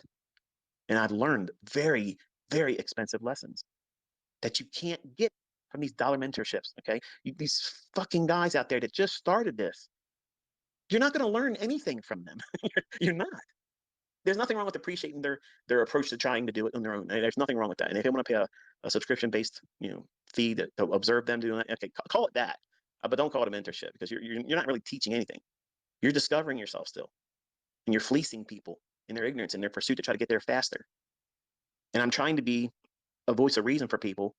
I'm not 20 years old. I've been here for a while, and I've seen a lot of things, and I'm able to do a lot of things that most of these folks probably will never be able to do in their life. And the topics that matter most to traders' development are the boring ones. That's the foundation. Knowing where price is going to go, that's the first mystery that you have to solve in trading. Anybody that tells you that your job is not to try to predict price is a fucking moron. They're fucking stupid. They're a moron. They have no business trying to be a fucking educator. You have no business even speaking on the matter of trying to teach anybody. If you're trying to tell somebody that their job is not to try to predict price, when the whole fucking point of trading is predicting an entry point and hoping that you're right in the directional bias that you've entered on. Otherwise, what the fuck are you doing? What is it that you're doing?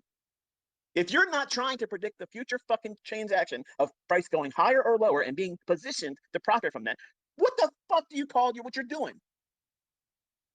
What is it? Because where I'm from, that's fucking gambling. It's fucking gambling. I am not a gambler. I'm looking in there. I say, okay, there's a real reason for the market to go up there. Why? There's a huge pool of liquidity in the form of buy stops. There's a huge pool of liquidity in the form of sell stops.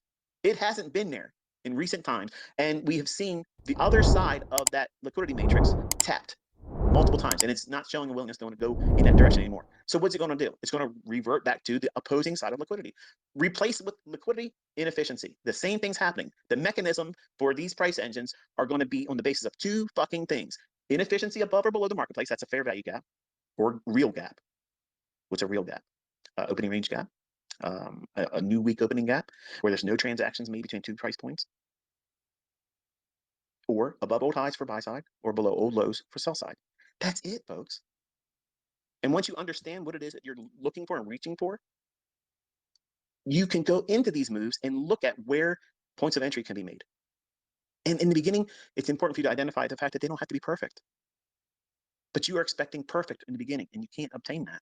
I can't deliver that to you. You are messing it up in the beginning. I messed it up. Everybody that ever learns from me in the future, they're never gonna be, oh, if I did a 2024 or 2025, ICT comes out of fucking retirement. Boom, here it is. He was a liar. He's coming back and doing mentorships again. If that was to happen, and it's never gonna happen. In Jesus' name, I'm telling you, that is never happening. But if I were able to do that again, that batch of people that would come to me would not learn it faster, better. I wouldn't have another way of telling you these things. Would be the same things I would be telling them. But you're asking me to open up a mentorship. I'm literally talking to you right here, unmonetized. I'm mentoring you right now, and you can't even identify it. You can't even recognize the fact that I'm mentoring you right now. But because you didn't pay me, you feel like you're not doing it, or it isn't happening. These are the things that you're supposed to learn. These are the things that you're supposed to be looking for. What's the point of you watching my videos or listening to me talk about it unless you're going to put it to practice? That's a terrible waste of time. If you're just listening to me and you're not doing anything with the things I'm telling you to focus on, train yourself, test, build a back testing log of journaled entries and exits and things that you studied in old hindsight moves. If you're not doing those things, you're wasting your time. And that's horrible. Why would you want to do that? Time is something that we don't get more of. And my time is fucking expensive. There's a whole lot of things I could be doing right now instead of talking to all of you. I'm not getting monetized for this. I'm not getting any reward for it, except for I know I'm talking to somebody. Somebody in this community right now that's hearing this. You may be listening to it in the future. You're not listening to it July 21st, 2023, but it's found you. You needed to hear these things. I can tell you this much. When I was 20, I needed to hear these things, but I didn't know that I needed to hear it then because I was worried about entries. I got to find an entry technique. We're getting ready to blow out that sell side, by the way. Went all the way back up to that inversion fair value gap again.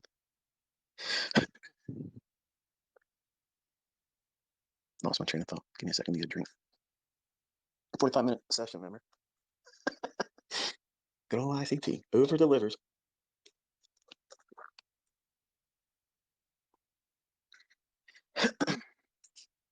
Anyway, failure is a choice, okay?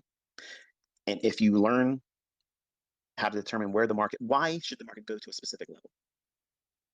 Okay, if you can identify both ends of the perspective or spectrum, okay, and what does that mean? This morning I sent you a tweet on the Nasdaq. I'll give you one market to watch. I wanted to focus on one market. And why did I only pick one market? Why am I not looking at ES? Why am I not looking at Eurodollar?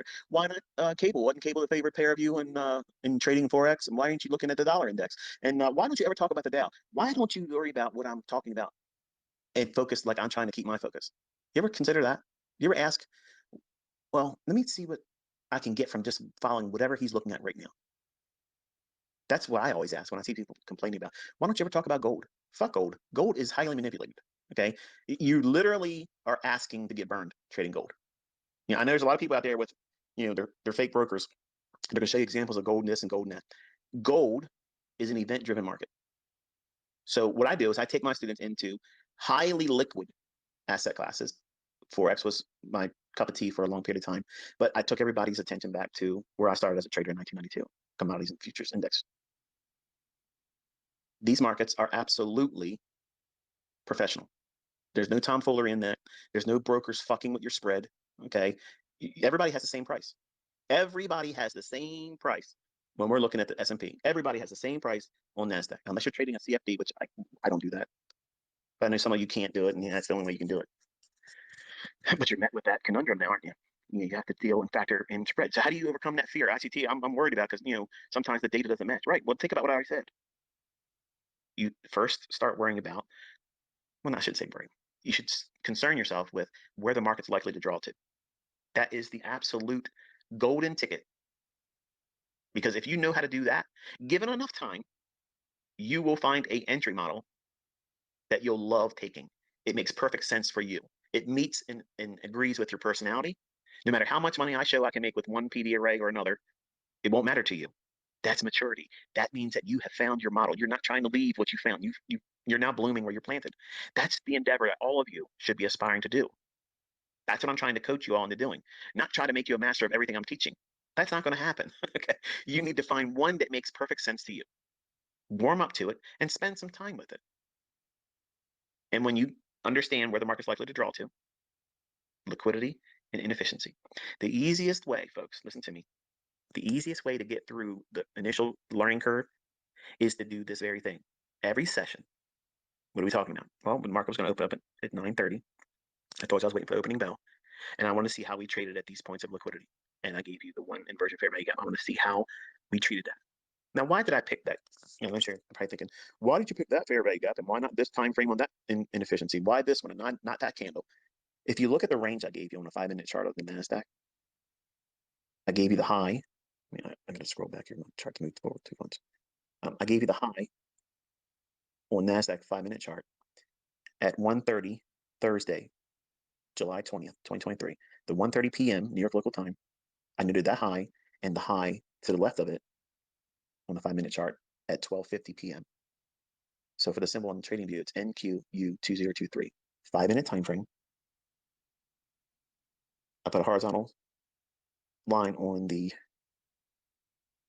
12:50 p.m. from yesterday, Thursday, July 20th, and laid it on top of the relative equal high, which is at 1:30, Thursday, July 20th, all on a 5-minute basis. And then I highlighted the fair value gap above it on the 12:20 5-minute candle in NASDAQ. That's what that little blue shaded area was.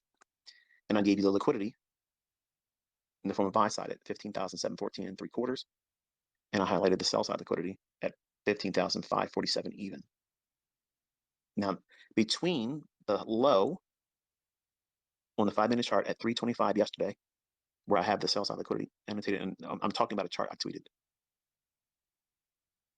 and then the high of 11:35 a.m. yesterday. So I'm showing you a specific range, and I showed the buy side liquidity inside that range. Now, think about what I said in the tweet. I said I have no bias right now. That means, can I trade? Can you trade without a bias? Absolutely. Absolutely. You can trade all these small little minor fluctuations inside that range between the 11:35 high in NASDAQ of yesterday to the low of NASDAQ at 3:25 p.m. That range, if you divide that in quadrants, that's creating a price swing. Okay, I have a lesson on that on my YouTube channel. In terms of premium and discount, if you put your fib on that high to that low, I highlighted inside the range from the low at 325 back up to the high at 11:35. This is all on a 5-minute chart. I showed you the internal range buy side liquidity at 15,714 and 3/4. What I'm saying, or what I'm drawing your attention to, is I didn't expect, because with no bias, I'm not saying that I think that we're going to go back above 15,800 at the time I tweeted that. And I wasn't certain if they wanted to take us below sell side liquidity yet. So I wanted to see how we traded going into the 9:30 opening bell. But I shared with you the imbalance inside of that range that has my attention. It's that inversion fair value gap. It's like a, I don't know what you would call that color. Give me all of your opinion about what that color is.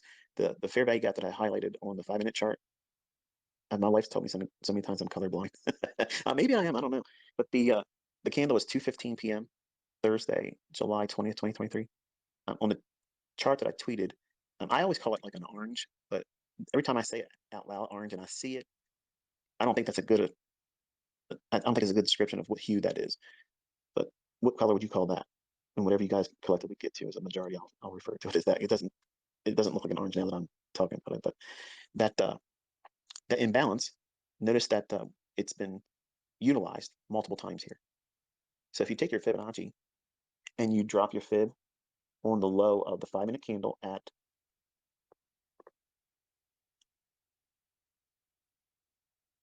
2:10 yesterday p.m., that low comes in at 15,665 and a half. And then you highlight the high on candle 2:20 p.m. on July 20th, 2023 of the 5-minute chart on NASDAQ. And that high comes in at 15,644 even. If you drop your fib on those two price points, and you add the quadrants, the 0.25, the 0.75, and the 0.50, that'll give your 4 gradient levels: the actual high, the upper quadrant, the midpoint, the lower quadrant, and the low of that SIBI, or sell side imbalance buy side efficiency. If you do that, look at how price reacted off of each one of those levels. But notice that we ran for the buy side first. So that 15,714 and 3/4, once it hit that, what would be the opposing draw on liquidity? What was in the chart that I showed you? The 15,547 and a half. I'm sorry, and even. It's not a half, I'm sorry. So 15,547 even. That's where sell side is, below that. So at 9 o'clock, we went up there at 9:05 above the buy side. And then at 9:30, we went above it. And then at 9:35, we did it again. We went lower, traded down inside of that inversion fair value gap from the 2:15 p.m. 5-minute sell side imbalance, buy side efficiency. It's the orange shaded fair value gap I showed you in the chart this morning on Twitter. So we moved lower, below that inversion fair value gap, and then at 10:10 and 10:15 on a 5-minute chart, it went back up into it, repriced to the bottom of that, and then did what? It ran for the sell side that would be existing right below the 10 o'clock low. We went down, it didn't get below the 15,547 level yet. But inside of that movement lower, if you drop down to a 1 minute chart, I'm actually saving myself a lot of time doing a video today. I was like telling my wife, I said, I'm probably gonna do a review video, but I'm just not feeling it. Like I'm not feeling. I'm growing more into it now because I'm talking about price and it's distracting me from my morning. But morning in the sense that my pet's gone at the morning in the sense of the time of day. But if we look at the 1 minute chart after, okay, after we hit the buy side at 15,714 and 3/4, what took place? Start at 9:30. Put a vertical line on 9:30. I'll give you time to do it while I'm doing it. So put a vertical line on your chart at 9:30. I'm going to walk you through how to backtest. And I'm going to piss a lot of you off because I'm not doing it with a chart. But this is better. This is better. It forces you to go into your chart because I'm telling you all the pertinent points of reference. We're all looking at a 1 minute chart right now on NASDAQ, and the symbol for trading view is NQU2023. 1 minute chart, NASDAQ, with a vertical line at 9:30. At 9:30, we have a Judas swing. It rallies from, where's it start? At 9:30, we drop down into that inversion fair value gap. Then where's it go? It runs right to the 15,714 and 3/4 level. What is it doing? It's doing two things there. It's pricing in the morning high during the opening range. When is the opening range? Between 9:30 and 10 o'clock in the morning. Put another vertical line at 10. I'm sorry, did I say 10:30? 9:30 to 10 o'clock. This is the only thing about doing things live. When you listen to it, and it'll drive me nuts when people ask the same questions. You said this. Why did you say it? It's just, I'm human. I made a mistake. So I want to make sure I'm saying it correctly here. The opening range is 9:30 New York local time in the morning to 10 o'clock in the morning New York local time. So it's a 30-minute window. So that 30-minute window, we see price at the open at 9:30 on a 1 minute chart. It opens, drops down into that inversion fair value gap. Then it rallies up above the high that was formed at 9:08 today. So 8 minutes after 9 New York local time, that high comes in at 15,717.50. The high at 9:34, 4 minutes after the opening bell, that high comes in at 15,719 and a quarter. So we ran out that high that was formed at 8 minutes after 9. It reacted off of the inversion fair value gap that I tweeted this morning. Then what happens? Look close. Again, we're looking at a 1 minute chart. The market rallies lower and takes out the low formed at 9:31. Then looking at the high that formed at 9:34 and 9:35 that was above the buy side liquidity I gave you a chart with this morning, it displaced lower below a swing low on the 1 minute candlestick at 9:31. Do you see that? That price leg that makes the lower low at 9:41, from that low at 9:41 time to the high at 9:34, that displacement leg, does it have a fair value gap in it? Yes, two of them at 9:38 and a higher one at 9:37. When you have two fair value gaps, what did I teach you with the model 2022? You have to factor in the likelihood that it wants to go into the second higher one. So your stop would have to be what? It has to be above that requirement for that fair value gap. So your stop would have to be at the high at the 9:34 candle. Look at the low on the 9:36 1 minute candlestick on NASDAQ. See that? That right there is the high of the uppermost fair value gap inside that displacement leg. Go to the left 2 candles on a 1 minute candlestick chart. You're going to be on the 9:34 1 minute candlestick on NASDAQ. Draw a horizontal ray, or I guess it's on TradingView, it's called a ray. Highlight the ray as a trend line. Click on that. And then go over to your 9:34 a.m., July 21st, 2023. Drop it on the opening price of that candlestick.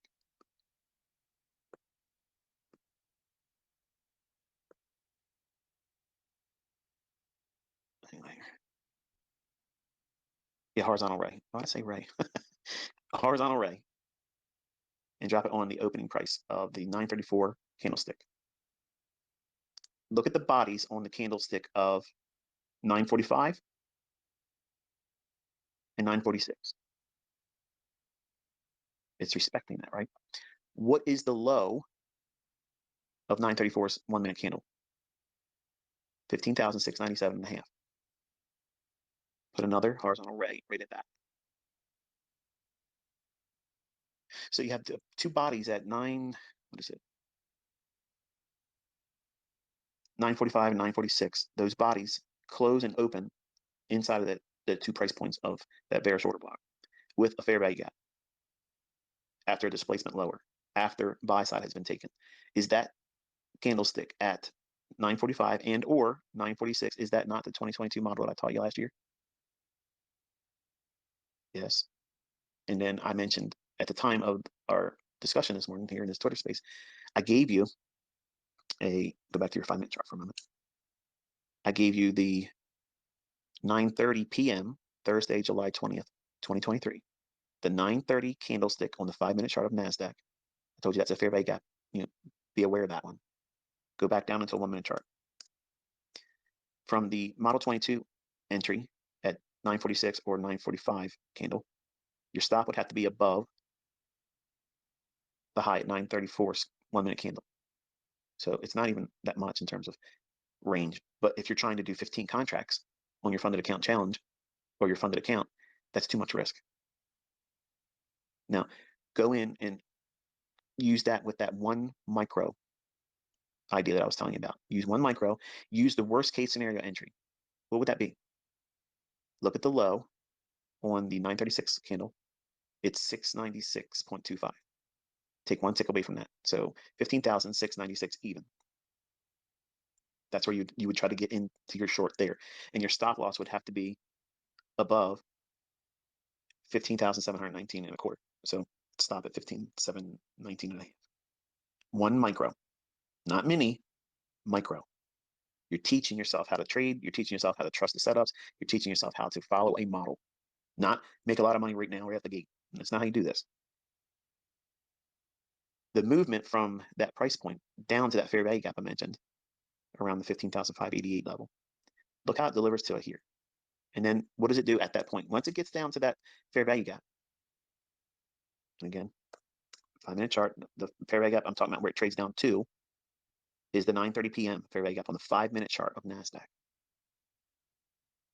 I'm sure there's going to be multiple versions of this on YouTube. So for the people that can't follow along or getting frustrated, I promise you, if you listen to what I'm telling you the very candles, you go through it with your chart and you'll see it. It's there. But we traded down to that fair value gap on the 1-minute candlestick we're on for NASDAQ right now.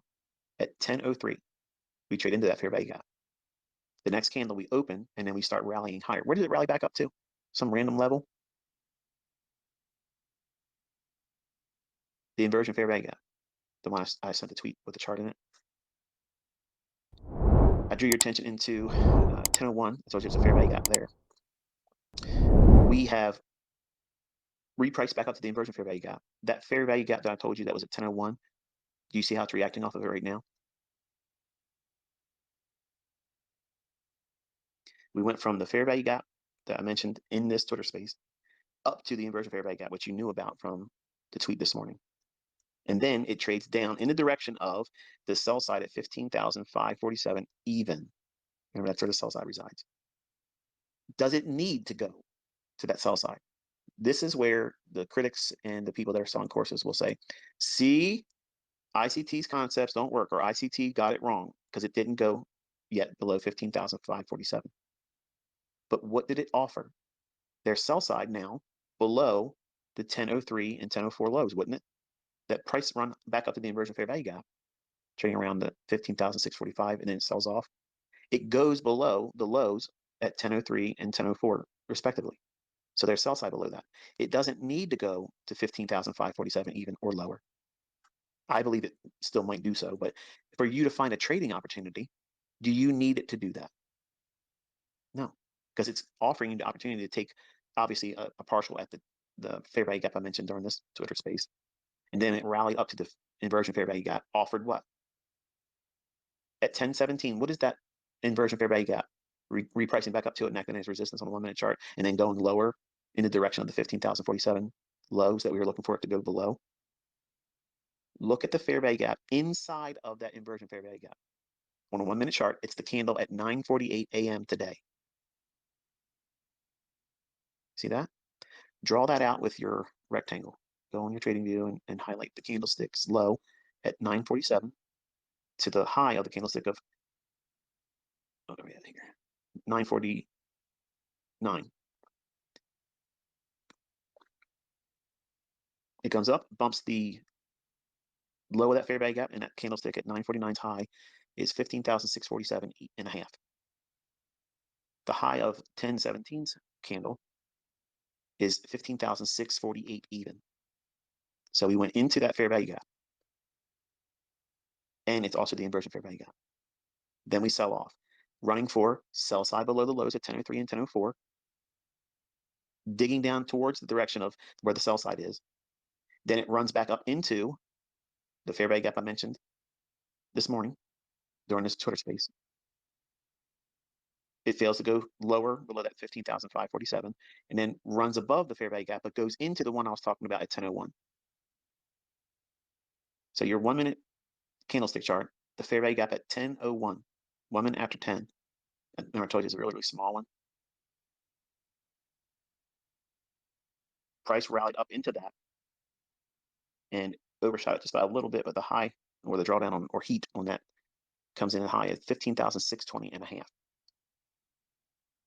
Now, if you're looking for setups, and we've already taken 15,714 and 3/4 buy side, the draw is 15,547 even. Every premium PD array, everything that would constitute a ICT selling scenario, if you look at this chart on a 1 minute basis, there's many instances where you can get in. Do you see the one I'm talking about now on the return back into that 1001 fair value gap, which I talked about live here with you? We reacted from that at 15,615 down to right now at 15,580. That's 25 handles. Do you realize if you did 25 handles a day one time in NASDAQ with one mini, you're doing way better than the average person working in Maryland, well, not Maryland, but in America. You missed the fair value gap. Okay, you missed the fair value gap at where's it? 1 minute chart at 937. You don't see the model 2022. Okay. Okay, no problem. Go through your chart like this and identify all the opportunities the way I teach you. It runs for one side of the buy side or sell side. I don't know which one's going to go to ahead of a 930 opening. It could have very easily traded down to the sell side first, and then it could have set up an opportunity for us to then reach for the buy side at 15,714 and 3/4. You have to have an envelope above and below. You're looking for buy side and sell side in a range. I explained to you why I picked that range. If you go and look at the one trade setup for life, the context of what I was using that range with, I teach that in that video. I gave you the chart, the framework, what I'm looking at this morning. You do not need a Bookmap. Okay. You don't need all these things. If it helps you to see it visually in concert with what I'm teaching you conceptually, there's no problem there. But I promise you this, you will outgrow those things because you don't need to know. Like for instance, right above the high on 1 minute chart, above the high of 15,620 and a half, there's buy orders right there. I don't have Bookmap. I don't have all those things. I just know that buy orders have been trailed lower, and anybody that wants to go long, they're going to be a buyer above that. But my approach to teaching you is how to look at things very simplistic. It doesn't seem simplistic because I have a lot of technical jargon that people would say it's rebranded bullshit, but none of this stuff exists anywhere else. It might look like because I have a rectangle, okay? I might have a trend line on there mocking retail support resistance diagonally, but I attack that stuff. Old lows, I don't look at that as support. I want to run to it and through it. Old highs, I'm not looking at that as going up there and act as resistance. I want to see it like the SWAT team bash through it, run through it like it's nothing, because I want the orders above that high. I want the orders below that old low. They're not sitting at the low, it's below it. So when I'm teaching you as my students, I'm teaching you how to anticipate, to predict, not react. I'm teaching you how to look at the charts and say, okay, I can see where those victims are going to get hit. Who's the victims? The people that have stop orders above old highs and below old lows. They should have stop losses. It's good. It's good that they're using that. But it's even better that they're doing it because we can attack it and go after it and use them for counterparties to our trades. Don't feel bad for them. You know, as a Christian, you shouldn't feel bad for them because they knew the risks when they signed up. Everybody reads those risk disclaimers, right? You couldn't tell me one sentence any risk disclosure gave you. You just want to get in there and make money. Same with them. They know that if they're wrong, they're going to lose money. But just like we talked about in this conversation, most people don't identify the measure of risk that's available. They only see the potential upside. And I teach with the aspect that you need to appreciate that measure of risk and be respectful of it. Because if you don't, you won't be in this game long enough to really get good at it and then appreciate and glean the fruits that are available to those that know how to do it. So anyway, going back into this 1 minute chart, I gave you the framework on the two sides of liquidity. Okay. And without a bias, you wait. Which side did they run for at the 9:30 opening? They took the buy side. Okay, wonderful. Where's counterparty liquidity? I gave you 15,547. Now, in between 15,714.75 and 15,547 even, is it going to be a straight line from 15,714 and 3/4 down to 15,547 even? No. That's the benefit of using these lower time frame charts because it gives you a plethora of setups to either engage and trade with, demo or live, or opportunity to back test it. So right now, it's 11 o'clock. I want you to screenshot your 1 minute chart of NASDAQ the way it is exactly right now. Don't wait. Just hit that little camera button in the upper right-hand corner on TradingView. And you should see, let me count them real quick. I'm not going to do all of them. I'll give you the ones that you should know based on what I've taught on my YouTube channel. 1, 2, 3, 4, 6, 7. You should see at least 7 potential entries, all shorts, using the 15,547 as a draw, and it doesn't even need to be hit to find profitability. If you look at the if you look at the model 2022 entry, which was around the 945, 946 1 minute candles, that sell off all the way down to the fair value gap I mentioned during the presentation that we're talking in now, that in itself is a pretty handsome run. It's almost 100 handles. There's something wrong with that. That's a nice haul. Then it returns back up into the inversion fair value gap, goes lower, runs out the lows that were formed at 10:01 and 10:0. I'm sorry, yeah, 10:03 and 10:04, 1 minute lows, and just falls short of the 15,447. So the self stops that are resting just below that level, they're still intact. I don't trust that they're going to stay intact, but that's where we're at right now at the time of the live Twitter space. But then we run right back up into that fair value gap I mentioned, the note on your chart, all the way back up into the 10:01 fair value gap. And then it sells off once more. Going into what? Where was previous intraday liquidity? It was below the 10:03 and 10:04 lows. There was sell side down there. So what's happening there with that drop at 10:58? Traders that had longs that watched it turn at 10:30 and start to rally, that retracement is going back for them that would have raised their stop loss up that was below. They were thinking that 15,547 is support. When we've seen it turn go higher, they're going to be aggressive. They don't want to get a losing trade. They're going to cram their stop loss up just below the old support at 10:03 and 10:04. And that run right down there at 10:58 goes back in that same old pool of liquidity. So it's digging down into intraday liquidity like that. You got to be really noting it. It's not just simply imbalances, or it's not simply, well, let me say it this way. Just like I teach you that inefficiencies are not one and done. In other words, they don't just get repriced and refilled with delivery of price, and then that's it. We don't worry about them anymore. They're going to be referred back to. That low that was formed at 10:03 and 10:04 on the 1 minute chart on NASDAQ, the algorithm will refer back to that again, even though it made a lower low at 10:30. So that low, it doesn't know. Listen to me. Okay, it's very important. The algorithm does not know how many orders are above or below any specific level. It doesn't need to know. Human nature is that's where the orders are going to go because that's where you're all trained to put them. So the price goes right back down to it again because the fact that we didn't take out that 15,547 even level, there is liquidity resting below that. It doesn't know how many orders are there. It just knows that it has not purged that area yet. It's called handshaking. Okay. So when the algorithm runs to these areas where pending orders would be, that function is called handshaking. So the price is offered at that level.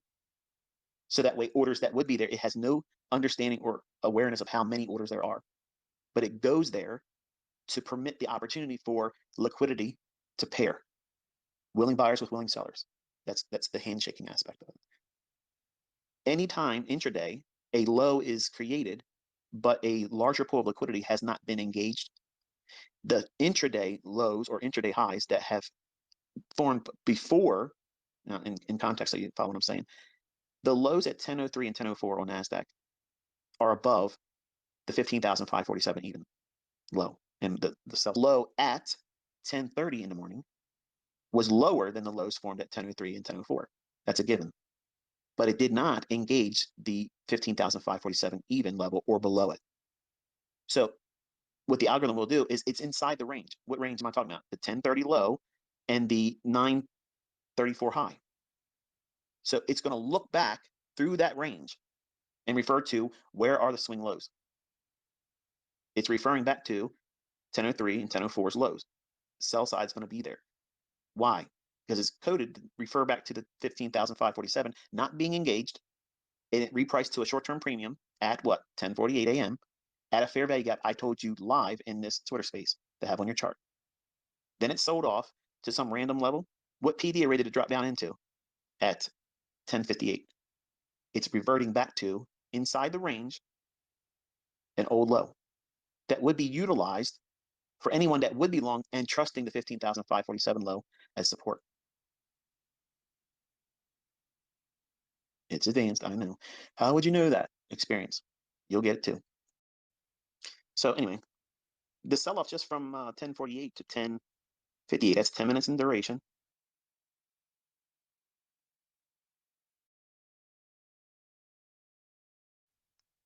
And from, what is it, we'll call it 614, 15,614 to just bump the low at 10:02, or 10:03 rather. The low comes in at 578. So what is that, 14? There's about 25 or so, 25 handles just in that drop. If you can find a way to get comfortable with taking 20 to 25 handles out of NASDAQ once or twice a week, that is enough. Really, you can do it just once a week, and that's plenty. And you don't have to be right about where you ultimately think it's going to go. As long as it gives you range, opportunity to get out of the move, get in the move and get out of it. What do I mean by that? You could have used the silver bullet off the fair value gap that was formed at 948. Okay, that fair value gap right there at 948. That fair value gap was used at 950.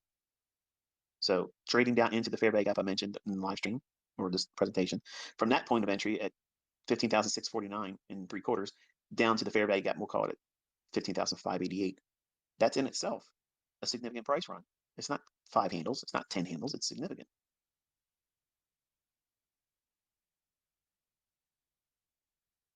Using that same fair value gap on the 1-minute chart for NASDAQ and the high formed at 10:17 a.m. today, aiming for the lows of 10:03 and 10:04, will we be below that sell side?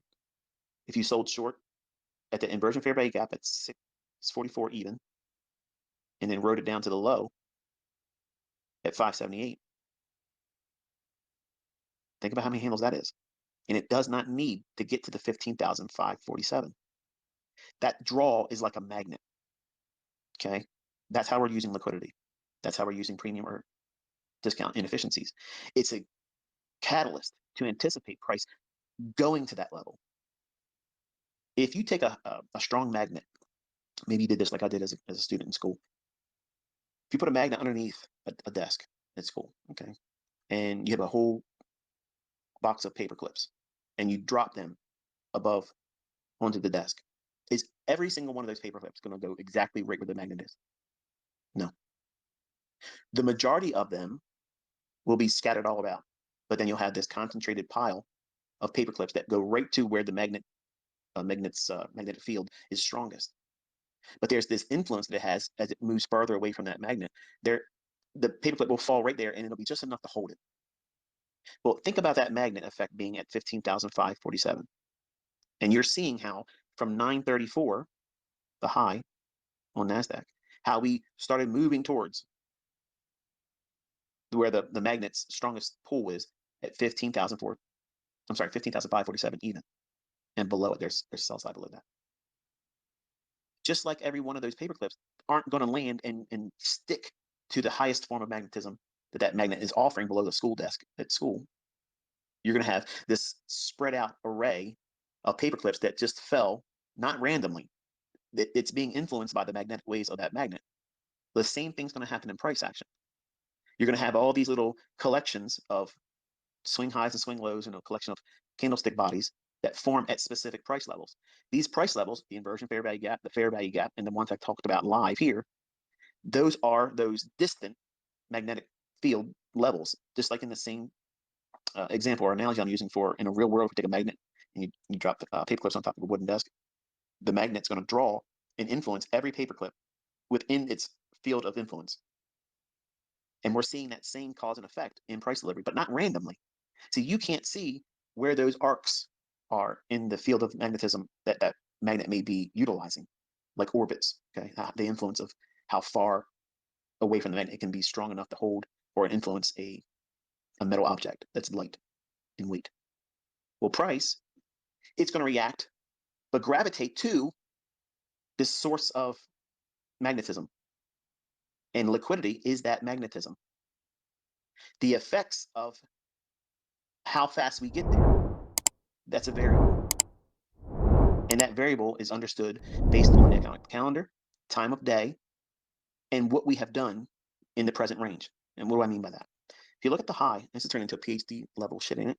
At 934, that high, and we anticipate, this is important, folks, the range high in terms of buy side liquidity, I gave you that this morning at 15,714 and 3/4. The low for the sell side was 15,547 even. So if we're bumping the buy side when no bias is there, right away our mind goes to, okay, what's the counterparty to that liquidity? It's the 15,547 even level where sell side would reside. So we can anticipate, we can predict. We're not reacting, we're anticipating. We are predicting that the market is likely, most probable, to go towards its opposing liquidity. So our belief is this: at 9:30, there's always some kind of measure of manipulation. That Judas swing, that fake price run that gets everybody hopped up thinking it's going to go because it did this first. Okay, I like the first move mentality, but it has to be used and incorporated in the proper sense, and that's why I gave you that range of where liquidity is and that inversion fair value gap, because it's going to be influential this morning, and you can clearly see now it has been. But that first initial run higher to the buy side, that makes it likely that we're going to go lower. So if we know that the buy side is measured at 15,714.75, and we are interested in the liquidity that's below the relative equal lows on NASDAQ at the level of 15,547 even, if we put a fib on that high down to that low of 15,547 even, if we do that, I'm going to ask you to do it live, okay? Do it with me as I'm doing it.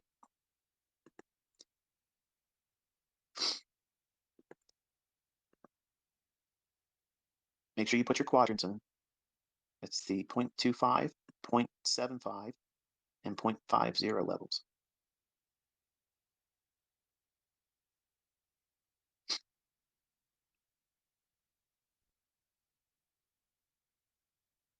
Okay, you should have them on there by now. If not, you can use the benefit of having this as a recording. So what I have is I have my Fibonacci laid on the actual high of the day. I don't have it laying on top of the 15,714.75 level. That's not what I'm doing. I'm using the actual delivered high. And I'm drawing it down to 15,547 even. At 934, okay, at 934, we saw buy side hit. Then it started gravitating towards the inversion fair value gap. I said, now watch, we want to see if it offers any support on the inversion fair value gap. If it doesn't offer any support, then it's going to try to gravitate down into, I mentioned the lower fair value gap around the 15,588.85 level to have that on your chart. The market dropped, gave us a silver bullet at 948. It offered entry on that at 950, but it also qualified a model 2022 at the 945, 946 1 minute chart. Using that implied dealing range. Now, implied dealing range means that we are anticipating a price run in a direction. So we're predicting price. We're anticipating price going to a specific level. What level? 15,547 even. So if we're up at 15,714.75, or seeing that shift in market structure that occurred below the low at 10:30, I'm sorry, at 9:31, and it broke that low and turned higher at 9:41, we have a shift in market structure after taking buy side right away. All of you that followed the model 2022 that I taught last year on YouTube channel for free, that model is delivered right here. So what's the draw on liquidity? We're anticipating it's likely to go for sell side at 15,547 even. So if we use that frame of reference, we can put a Fibonacci on that and anticipate everything at the 50% level or higher is deemed high probability for a short in the direction of 15,547 even. That's what the algorithms is focuses. It's presenting opportunities for that very condition. So we're seeing many examples of doing that. You can see the model 2022 entry at 945, 946 on a 1 minute chart, where it trades up into the fair value gap after a shift in market structure lower. Then it drops down into the inversion fair value gap that did not lend support, created a sell side imbalance, buy side inefficiency at 948 on a 1 minute chart of NASDAQ. And then at 950, it gave you the silver bullet entry. Where's the draw on liquidity? The sell side. It's 15,547. So it gives you another opportunity to get into the silver bullet at 955. Then what are we expecting? At 950 to 1010, there's a macro. We're going to expect what? Price to spool. Start running. For what? Sell side. What direction? Down. Okay, what did I tell you to look at? There's a fair value gap around the 15,585, 590 area during this presentation. It sells off and quickly runs down into it. Told you when we got there, okay, we're trading down into it now. It's all in this live presentation called to you live. And then I talked about a fair value gap that you want to have on your chart at the 1 minute time frame at 10:01. Have that on your chart. It reverts back all the way up to the silver bullet, fair value gap, and inversion fair value gap, which is the one I showed in the chart that I tweeted. I promise you this, the folks that are willing to go through this like this, you're the ones that's going to do well. I know there's some of you that are pissing and moaning right now. I can hear you. You should have did this with a video. You know what? This would have been fun and interactive for me if someone did this for me. When I was coming up and doing this live and talk about all the, like, that would be fun. Before TV, it was everybody sat around a radio and they had to listen, and they used the imagination of character, development that was audibly shared in storytelling, but your mind could paint far better pictures than any Marvel movie would have done. This learning approach right here, it may not suit you right now, but it will force you to go into the charts and say just Netflix and chill with ICT. That's not it. You got to go in and literally dissect everything that is available to you. And when you backtest, you're going to do this anyway. So if you're against this, you're not going to learn how to do it. But the market spools lower from 1055 to, I'm sorry, 955 to 1003, 1004, and then it rallies back up into the inversion fair value gap, sells off again, and goes into the 1030 low. We are meandering around. Look at the consolidations that are occurring at the 15,590.00 level. That's the lower quadrant level. It's also that fair value gap I told you before it actually became, used in price action. So before we drop down to it, I told you about that fair value gap. But look what it's done. It's around the lower quadrant of the range between today's 934 high to the 15,547 low that we were referring to as sell side liquidity. That's the relative equal lows from to the left of your chart. We have one reaction at that level at 1003, 1004. Then price finds use of that lower quadrant at 15,590. I'm using the Fibonacci level of 0.25. It works that level at 1034, 1035, at 1040, then trades above it to the fair value gap I mentioned on the 1 minute chart to have that on your chart. Then it gravitates lower, sweeping the lows that were formed at 1003 and 1004. Then it rallies back above and then finds support at that same lower quadrant and the fair value gap. Took the buy side that's resting above 10:48 a.m. up to a high that did not return to the inversion fair value gap, but it made enough of a price run without trading with a bias. I'm sorry, trading without a bias rather. You can use all these points of liquidity back and forth trading. But I want you to know that even though that there's opportunities that go long in here, it's better, it's more appropriate for you to filter those out and look for the shorts until we're proven that the 15,547 is not a factor for today. Now it's at 11:25 right now. So the market's been trading for almost 2 hours. I am questioning the sell side still below 15,547. It does not mean it has to be delivered. It doesn't mean I'm going to be right. I'm just suggesting to you that going through the rest of today, study and see if this market wants to gravitate down there. It may not want to do it before lunch ends. It may do it during lunch. It may not do it at all today. Okay. But going through the motions, you can see how we had multiple entries at the 50% of that Fibonacci on the dealing range from the 934 high to the implied dealing range low of 15,547. Multiple shorts were offered. 15,547 did not get breached, but it still offered many opportunities to get short and take handles out of the marketplace. 20, 25, 100, 70. Those are in this chart. Do you need a bias? Not if you know how to trade internal range liquidity. If you can trade internal range liquidity, you don't ever need a no bias. It's advantageous that you do, because otherwise you wouldn't anticipate trending days. And when trending days come, you will get burned trying to trade intraday volatility. Perfect example, like I guess it was last week, where the market just kept on moving. Or was it this week? My mind's a little blurred right now. But where I saw a lot of people complaining, the market went up to where we thought it was going to go. The volume imbalances on the weekly chart. But there wasn't a whole lot of entries. There was a lot of entries, but not as many as you're used to and accustomed to seeing. So if you're trying to trade without a bias, it's something that can be done. But I don't want you to think that, well, let me just avoid trying to be good at picking bias or draws on liquidity because I can't do it right now. So, I mean, that's not wasting time. I'll just be the trader that trades without a bias while you don't know how to trade, and you're going to hurt yourself. So I want you to take what I'm saying and measure it with common sense. So what would change this whole idea that I would not want to see 15 or not want, but I would think that 15,547 even would not be traded to and through today. If we go above the inversion fair value gap, okay, and we treat 15,670 and trade above that. In other words, at 15,670 or 15,665 thereabouts, if it's using that as support and starts rallying above and takes out the entry that was used for the 2022 model that I was outlining this morning here on this Twitter space. In other words, it takes out the 945 swing high. Then we're most likely not going to be even considering that sell side, and then it would be leaving it intact. With that being the case, if it does in fact do that, then I would be really interested in seeing an opening higher on Sunday, gap higher, making an attempt to try to fill that gap and start moving higher. That's how I'd use that information.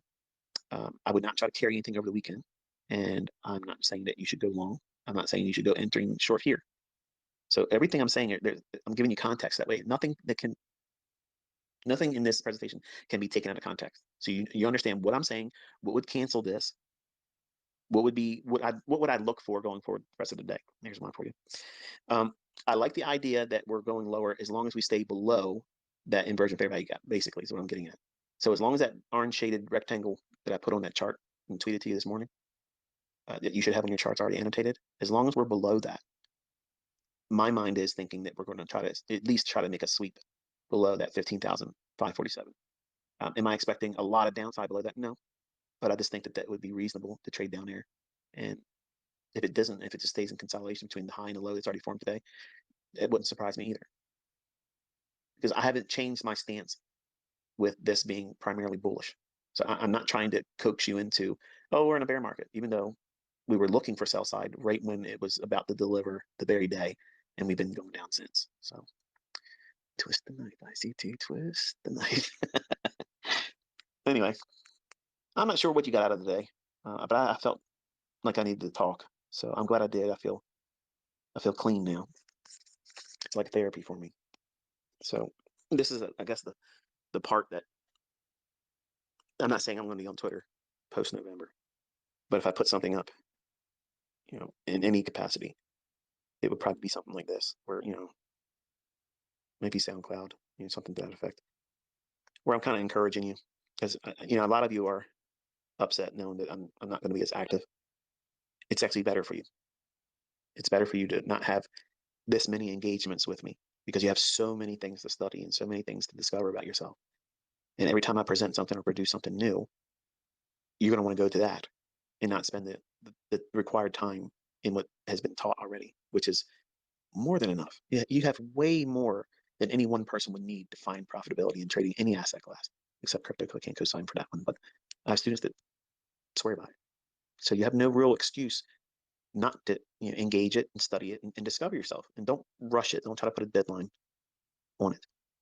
And if you do those types of things, I mentioned here today, you will avoid failing. You will lose money. You'll have periods of drawdown that you'll have to correct and get out of, like any other trading approach. You're going to have that. But the important thing is for you to realize that you're not going to lose hope. You're not going to lose sight of what it is you're doing, because the why, the thing that you're doing this for, has to be more than social media clout. It has to be more than something materialistic that you're aiming for. And there's no better real reason to do it than financial independence. And it may not be a complete financial independence. It may be a partial, where a certain measure of your monthly income is met by this. And to me, that is a win. That's not failure. Some of you might look at that and think, yeah, I was hoping I was going to be able to quit my job, but I just can't get past, $1,000 a month, a couple $100 a week. I just can't seem to do better than that. You're doing better than most people. If you can do that, you're doing most people often lose money. And if you can do any measure of consistency and you're able to take something out, like you're in the upper 10%. There's lots of room to go higher in that, but you already are defeating the odds that are against everybody, which is most people are going to fail doing this. And I can't guarantee that all of you are going to be successful. I try, I work very, very hard. And I think it's obvious that I try very hard to help all of you do what's necessary and avoid the things that you should avoid. There's a small faction of individuals that are not willing to listen to what it is I'm doing or take odds with me. It's irrelevant. You see enough people finding success with it. They're doing very well with it. They're having fun while they're doing it. And that gives me a great deal of satisfaction, knowing that my last year doing all this stuff, I'm making the biggest impact. And I don't discount that at all. So I try to be very selective, even though on the live presentations you can see me swing and you watched me and heard me swing from one end to the next. And I try to keep that from you in the recorded presentations because I know it can be a distraction and it can put off some individuals that, holier than thou. Oh, he's a cuss word. I don't want to say it. Sometimes it is to happen. I don't want to go off the rails. Sometimes you guys enjoy it. I don't like it. It's something I wish I didn't do. And in November, I'll never have that problem again. I've exposed myself in ways that I would have never been comfortable doing years ago. And I don't want to give the stage for, people with less character that want to make a mockery of it. I mean, they can't even do close to what I'm doing. So they focus on things like a child. And I've been encouraged by all of you who have given me the opportunity to be in your ear as a voice of reason and try to help you discover the opportunities that are available and what you can do with this information. I'm very proud of the people that have done well and had the courage to come out and share what they've done. Some of them a little bit more brash than others. And I get it. Sometimes that needs to happen. But largely, most of you that have come out, you've been very responsible with your success. And I'm greatly, greatly impressed by that. Because when you make that kind of money, you've never done that before, it can make you feel like your shit doesn't stink and you're better than everybody else. And that's the trap I fell into when I was younger. When I was a 20-year-old, I felt like I owned the world and everybody owed me up. And I had a boy. And they don't. And my encouragement to you is, while trying to avoid failure, you should be absolutely working towards being a responsible, profitable individual. So if you're going to be on social media, try to do your best to be as respectful as possible to the audience members. It's easy to get caught up in your own horseshit, the spectacle, the showmanship, or the handling of trolls. I wish I had better ways of doing it. I've never been that refined about it, but I have done very well this year compared to previous years. But it's because I want to go out on a better note. I spent a lot of time in my earlier years on social media being a menace, and I wanted to close that year of final teaching in a way like that too. But I don't need to. My students are actually providing the best testimony there is, and I've shared my life's work with you, and you were not in any position to be entitled to receive it. I've uh, I've seen some stories from people that have tried and failed, and those individuals, they stick with me, and I take their testimonies and I try to fortify any new lessons to try to overcome what they mentioned were barriers for them. It doesn't change or remove the the influence that we have individually over our trading limit. That's it. Like, you own it. Like, whatever the results are, good or bad, they're yours, and you earned them on both ends of that spectrum. When you're doing this, it's one of the most difficult things in the world to do because it's highly technical. It's always evolving. Risk is always there, and you're dealing with yourself. And if you make it harder by allowing other people into the experience, whether it be your family members, your social media friends, or other people, it compounds the difficulty. So I try to coach you and remind you that you don't need to make this an Olympic feat. You don't need to be a Truman Show experience where people get to watch everything that you do, failing, falling on your face, finding yourself making money, doing withdrawals, resetting your accounts, all that stuff. You're inviting much more that's necessary, or even what should be even considered. It's bad enough, trying to find yourself in this and weed out all the problem things that you're going to have as a trader, because we all have them. And I've been open with you. I have things that I can't overcome, even as a believer. Yes, I know God can say it's gone and I don't have it, but for whatever reason, it stays with me.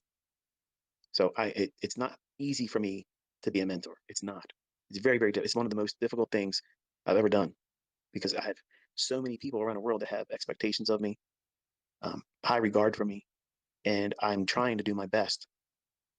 And even though I may do a really good lesson, and I may read your comments, and I see all your comments on the YouTube channels, videos I'm putting on, it looks like the comment section is open, and I got like 2,500 people saying, "First, why am I the only comment?"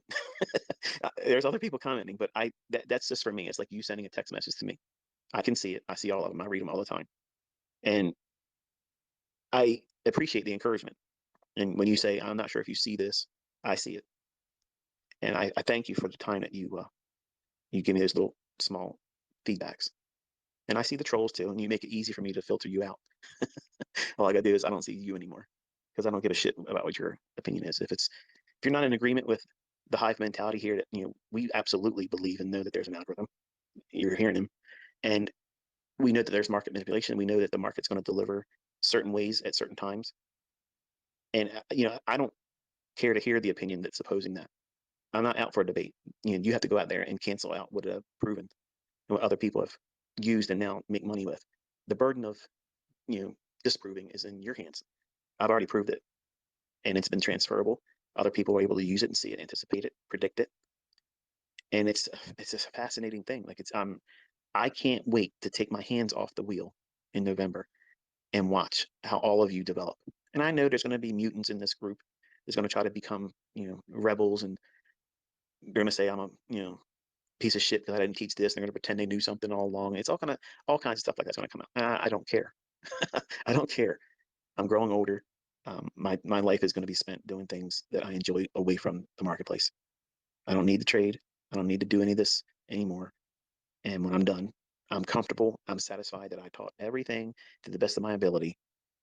And there's no future anything. Whatever I put out in those books is going to solidify that I'm the author of all this stuff. And that's the final reference and talking point on it. And anything else you need to find is study what you have your hands on. I don't want to be on your talk show. I don't want to be in your teaching circuits. I don't want to be on tour with your things. I don't want to be on your podcasts. I don't want to be interviewed. I don't want any of that stuff. And it's not because I'm wanting to be rude to you. I want to diminish. I don't want to be going up. I want to hit 1 million subscribers. That's a bucket list thing I wanted when I first put a YouTube channel out. If it goes beyond that, whatever. But I don't want to be a celebrity. I don't want to be in the limelight. If I did, trust me, I would be all over the place, face everywhere, and talking and being on this one and that one's thing. I don't want to be. I get offered every single day. I don't want it. So if you're thinking about and contemplating contacting me, or you want to be able to email me, you want my email address to ask that question, listen to me. I don't want to do that. It's not about image. I don't want to be in front of the spotlight. November, I'm done. And you'll have all the freedom and time to invest in what it is I shared with you. And I'm looking forward to seeing what you do with it. All of you. It's not selfish of me to do this. You should want me to do this because I've spent my entire life doing it. And I'm looking forward to being with my family, away from all this stuff. I'll still be looking in, but I'm just not going to be this accessible. Everything will still be up. You can watch it and study it, and everything will be there. But I'm not going to be engaging all of you like this. Truth be told, I'll be watching things on social media quietly, but I won't be allowed to do anything online. Let's just say it that way. But it'll be interesting and fun, I'm sure. Look at the fair value gap at 10:01 on the 1 minute chart of NASDAQ. Okay, I mentioned that this morning during the live presentation. We worked off of the run almost going up into that inversion fair value gap. The high formed at the 1 minute candlestick at, give me here, 11:32. So the 11:32 high, it ran out the buy side above 11:11. We went down, created a fair value gap at 11:33, and then we rallied up into it at 11:37. So that's a institutional order flow entry drill and a volume imbalance, or I don't know if that's a volume. My eyes are failing me here. Yeah, it's a small little volume imbalance between the candles at 11:33 and 11:34.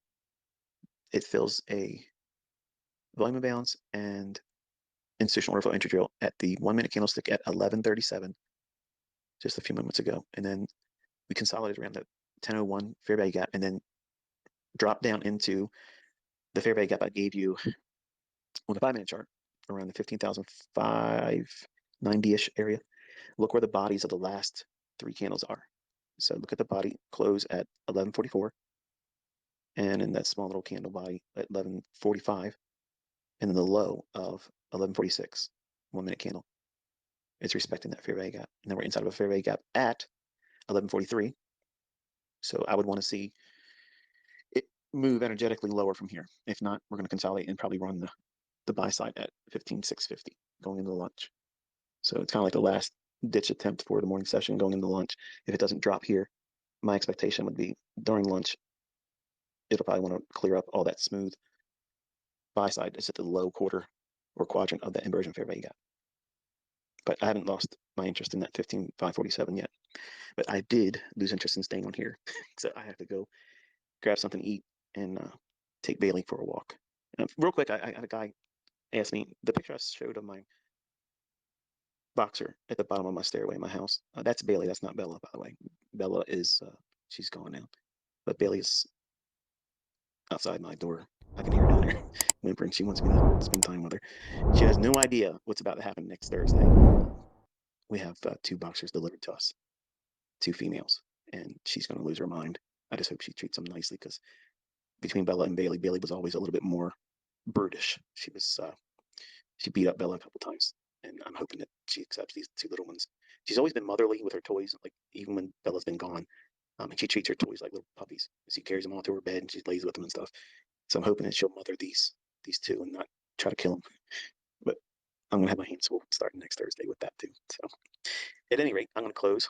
Have yourself a very pleasant day and enjoy your weekend. This is I guess the Saturday shotgun, just done on Friday because I have a weekend of my family and my wife poolside. So I probably won't have the opportunity to do this again. And I needed to talk to y'all to get it off my chest. So I've had fun today. And if you didn't have fun, I apologize. And hopefully you got something from the discussion. If not, sorry. It was more therapy for me than you. Until I'll talk to you next time. Be safe.